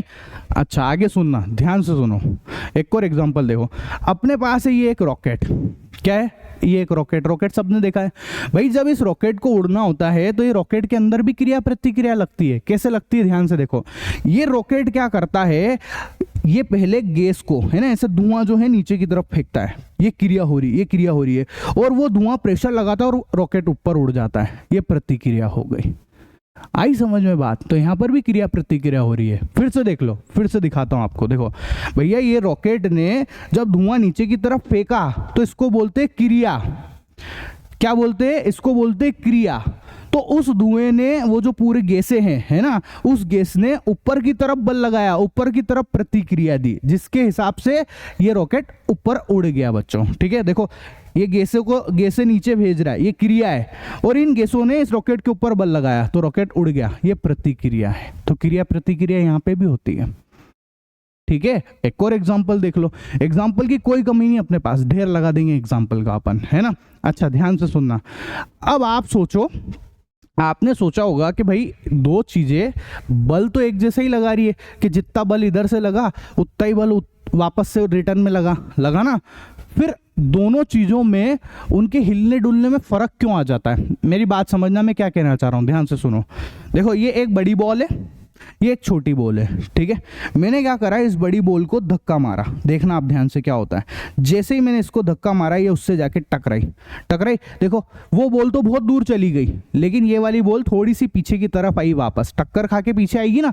लेकिन ये देखो ये जरा सी पीछे ही है, ये कोई बहुत ज्यादा दूर नहीं गई है। लेकिन देखो वो छोटी वाली बॉल जो है वो बहुत ज्यादा दूर चली गई कि नहीं चली गई। वापस से देख लो, देखो क्या हुआ। ये है बड़ी बॉल, ये है छोटी बॉल। मैंने इसको धक्का मारा, जैसे ही मैंने इसको धक्का मारा ये उससे टकराई। देखो ये बड़ी वाली बॉल तो जरा सी पीछे आई, लेकिन वो छोटी वाली बॉल खूब आगे चली गई है ना। तो क्या हुआ, यहाँ पे भी क्रिया प्रतिक्रिया तो हुई है कि नहीं हुई है, बताओ। ये वाली बॉल ने उस छोटे वाली बॉल के ऊपर टक्कर मारी तो ये हुई क्रिया। फिर उस छोटी वाली बॉल ने इस बड़ी वाली बॉल को वापस से उल्टी दिशा में उसने भी इसके ऊपर ताकत लगाई, जब तो ये पीछे की तरफ आई है। ठीक है, तो उसने भी इसके ऊपर ताकत लगाई है। इसको बोलते हैं प्रतिक्रिया। क्या बोलते हैं, प्रतिक्रिया बोलते हैं, है ना। तो भाई फिर ये सोचने वाली बात है कि ये जो बड़ी बॉल दिख रही है अपने को, जब वो इतनी दूर गई तो इसको भी उतनी दूर जाना चाहिए था, क्योंकि हम तो जानते हैं कि दोनों के ऊपर बल जो है वो बराबर लग रहा है ना। बल तो दोनों पे बराबर लग रहा है, क्रिया प्रतिक्रिया के बल बराबर होते हैं। फिर ये इतनी सी क्यों आई, तो उसका जवाब आप खुद दे दो, बताओ क्या है ऐसा कारण। सर ये भारी है, ये बड़ी है, ये भारी है, इसलिए ये ज्यादा दूर तक नहीं गई, है ना। और वो हल्की है, छोटी है, इसलिए वो ज्यादा दूर तक चली गई। ठीक है, तो ये इनके द्रव्यमान पर भी निर्भर करता है। आई बात समझ में, बोलो कोई दिक्कत हो तो। जैसे यहाँ पर ये दो बॉल नजर आ रही है ना, ये एक बॉल है, ठीक है, और ये दूसरी बॉल है। ऐसे तो हो रहा है, ये टक्कर होने वाली जगह, जब ये दोनों एक दूसरे से टकराए थे ना, ये देखो, ये मैं इस जगह की बात कर रहा हूं। देखो आप, ये इस जगह की, जब ये टक्कर हो रही है इस जगह की, तो ये वाली जगह। तो यहां पर क्या हुआ, इस बड़ी बॉल ने इस छोटी बॉल के ऊपर बल लगाया। देखो उसको बोलेंगे हम लोग क्रिया। क्या बोलेंगे, क्रिया। फिर ये जो छोटी बोल है, इस छोटी बोल ने, है ना, इस छोटी बोल ने इस बड़ी बोल के ऊपर बल लगाया, उसको हम लोग बोलेंगे प्रतिक्रिया। आई बात समझ में? तो ये बड़ी बोल ने छोटी बोल के ऊपर बल लगाया, उसको क्रिया, और इस छोटी बोल ने इस बड़ी बोल के ऊपर बल लगाया, उसको बोलते हैं प्रतिक्रिया। ठीक है, तो क्रिया और प्रतिक्रिया दोनों अलग अलग जगह पे, अलग अलग वस्तुओं पे ही लगती है। देखो, क्रिया किस पे हो रही है? इस छोटी बोल के ऊपर, और प्रतिक्रिया किसके ऊपर हो रही है? बड़ी बोल के ऊपर। तो दोनों अलग अलग वस्तुओं पे कार्य करते हैं। ये सारे पॉइंट लिख रखे हैं मैंने, ठीक है, कोई दिक्कत हो तो बोलो। नहीं ना भैया, यहाँ पर जो है, और ये उतनी, अच्छा हमको पता है क्रिया और प्रतिक्रिया जो है, ये जो क्रिया और प्रतिक्रिया है ये बराबर होते हैं। ये है क्या? ये दोनों है तो बल। भैया ये दोनों क्या चीज है? ये दोनों है तो बल ही। ये क्या है? ये दोनों ही बल है ना। और ये दोनों बराबर मात्रा में होते हैं और विपरीत दिशा में होते हैं। ठीक है, हमको पता है कि भाई बराबर मात्रा में होते हैं, विपरीत दिशा में होते हैं, तो जितना बल उधर लगा उतना ही बल इसके ऊपर भी लगना था, तो फिर ये भी उतनी दूर आनी थी ना, ये भी उतनी दूर। पर ये उतनी दूर क्यों नहीं आई? ये इसलिए नहीं आई क्योंकि इसका द्रव्यमान जो है वो ज्यादा है, ये भारी है, इसलिए ऐसा हुआ है। इसकी वजह से इसने कम त्वरण उत्पन्न करा। ठीक है, कम त्वरण उत्पन्न करा, इसकी वजह से जो है ये दूर तक नहीं गई। कम त्वरण उत्पन्न करा मतलब कैसे बोल रहे हैं भैया? कम त्वरण का मतलब ये है कि हाँ, ये इसने ज्यादा स्पीड नहीं पकड़ी। आई बात समझ? इसलिए ज्यादा दूर तक नहीं गई। ठीक है, कोई दिक्कत हो तो बोलो किसी को। नहीं ना? अच्छा, एक और एग्जांपल देखो। आप सबने गन देखी है, बंदूक तो आप सबने देखी है। इसमें जब बंदूक चलाते हैं उस समय भी क्रिया प्रतिक्रिया लगता है ना। देखो मैं आपको चला के दिखाता हूँ, ध्यान से देखना। मैंने क्या करा, ये देखो, इस बंदूक को ये मैंने चलाया, देखो आप ध्यान से, डिशक्यां, देखो चली बंदूक, चली ना। तो क्या हुआ बताओ? वो जो बुलेट है वो गई उस तरफ, बुलेट गई उस तरफ, तो उस तरफ हुई क्रिया। और उस बुलेट की वजह से ये वाली जो चीज दिख रही थी हमको, ये पीछे की तरफ आती है, ये पीछे की तरफ, तो इसको बोलते हैं प्रतिक्रिया। ठीक है, देखो भैया, बुलेट किधर गई? बुलेट गई उस तरफ, तो ये हो गई क्रिया। बुलेट पे क्या हुआ है? क्रिया, गोली, है ना। बुलेट पे क्या है? क्रिया हुई है। और ये जो बंदूक का नजर आ रहा है ऊपरी सिरा, ये पीछे की तरफ आया है कि नहीं आया है? तो इस पे हुई है प्रतिक्रिया। ठीक है, तो क्रिया प्रतिक्रिया यहाँ पे भी हो रही है, बुलेट पे क्रिया हो रही है, और ये जो बंदूक का ये जो भी, इसको जो भी बोलते हैं, मेरे को नाम पता नहीं है इसका, है ना, वो पीछे की तरफ आता है, इसलिए उसको, उस पे हुई है प्रतिक्रिया। एक बार फिर से देख लो, आप ध्यान से देखो, है ना, कैसे, देखो जैसे ही ये इसको मैंने ये बंदूक चलाई, देखो डिशक्यां, ये देखो आप, देखा? फिर से देख लो, ये देखो डिशक्यां, देखो जैसे ही वो बुलेट तो आगे जाती है और ये पीछे की तरफ आता है ना। चलो ये तो छोटी गन है। बहुत सारे लोग जब बड़ी बंदूक चलाते हैं ना, तो उसमें क्या होता है कि आप देखना, जब वो ऐसे चलाते हैं ना इस तरीके से, तो जैसे ही वो फायर करते हैं, जैसे ही डिशक्यां होता है, तो उनको इस तरीके से पीछे की तरफ एक झटका लगता है। जैसे देखो, जैसे ही वो फायर करेंगे, डिशक्यां ऐसे करके पीछे झटका लगता है, एक झटका ऐसे पीछे लगता है उनको, है ना। तो ये क्या हो रहा है? क्रिया हुई, उसके परिणाम स्वरूप प्रतिक्रिया हुई। क्रिया में बुलेट आगे गई और प्रतिक्रिया में अपना हाथ पीछे की तरफ आ जाता है, एक झटका लगता है जोर से यहाँ पे। ठीक है, किसी की तो लग भी सकती है ना, इतना खतरनाक, इतना पावरफुल झटका लगता है। तो ये भी क्रिया प्रतिक्रिया का ही नियम है बच्चों। ठीक है, फिर से देख लो आप, ये देखो डिशक्यां, है कि नहीं? मजा आ रहा है मेरे को तो इस पे, है ना। अच्छा, कोई दिक्कत है? नहीं? और एग्जाम्पल ले लो, एग्जाम्पल की कोई कमी नहीं है, समझ में आना चाहिए, कॉन्सेप्ट समझ में आना चाहिए। ठीक है, ध्यान से देखो, आप देखो भैया, ये नाव चलाने वाला है ना, ये इसका नाव वाव चला के आया, और अब इसने क्या करा कि भैया ये नाव से जो है उतर रहा है। तो देखो, जैसे ही ये उसके ऊपर चढ़ेगा, देखना ये उस टेबल पे जाएगा, ये नाव पीछे की तरफ आ जाएगी। देखो आप, ये देखो, जैसे ही वो चढ़ा, है ना, उसने क्रिया करी और नाव ने प्रतिक्रिया कर ली, नाव पीछे की तरफ खसक के आ गई। तो ये भी क्रिया प्रतिक्रिया का ही एग्जाम्पल है। ठीक है, अब जैसे मेरे को नदी दिख रही है, तो मेरे को एक और एग्जाम्पल याद आ गया। कौन सा? आपने देखा होगा, जब जो भी लोग तैरते तो तैरते तो कैसे तैरते बताओ? वो पानी के अंदर ऐसे हाथ चलाते, बोले ऐसे चलाते कि नहीं चलाते? इसी तरीके से चलाते ना, ऐसे हाथ। तो क्या हो रहा है? उनके हाथ तो कर रहे क्रिया, है ना, मतलब वो पानी को पीछे की तरफ धकेल रहे हैं, उनके हाथों से क्रिया हो रही है, और क्रिया में क्या हो रहा है? वो पानी को पीछे की तरफ धकेल रहे हैं। तो पानी कर रहा है प्रतिक्रिया, पानी उनको क्या कर रहा है? उनको आगे की तरफ धकेल देता है। ठीक है, मतलब कि उनके हाथों ने पानी के ऊपर क्रिया करी, बल लगाया, तो हाथों हाथ पानी ने भी बल लगा दिया उनके ऊपर, और उस बल को हम लोग बोलते हैं प्रतिक्रिया। ठीक है, ये क्रिया और पानी ने धक्का मारा आगे की तरफ, ये प्रतिक्रिया। आया समझ में? बोलो कोई एग्जांपल में किसी को कोई तकलीफ है, बोलो किसी को कोई छोटी मोटी दिक्कत हो तो बोलो किसी को। ठीक है, समझ में आया न्यूटन की गति का तीसरा नियम, है ना? चलो।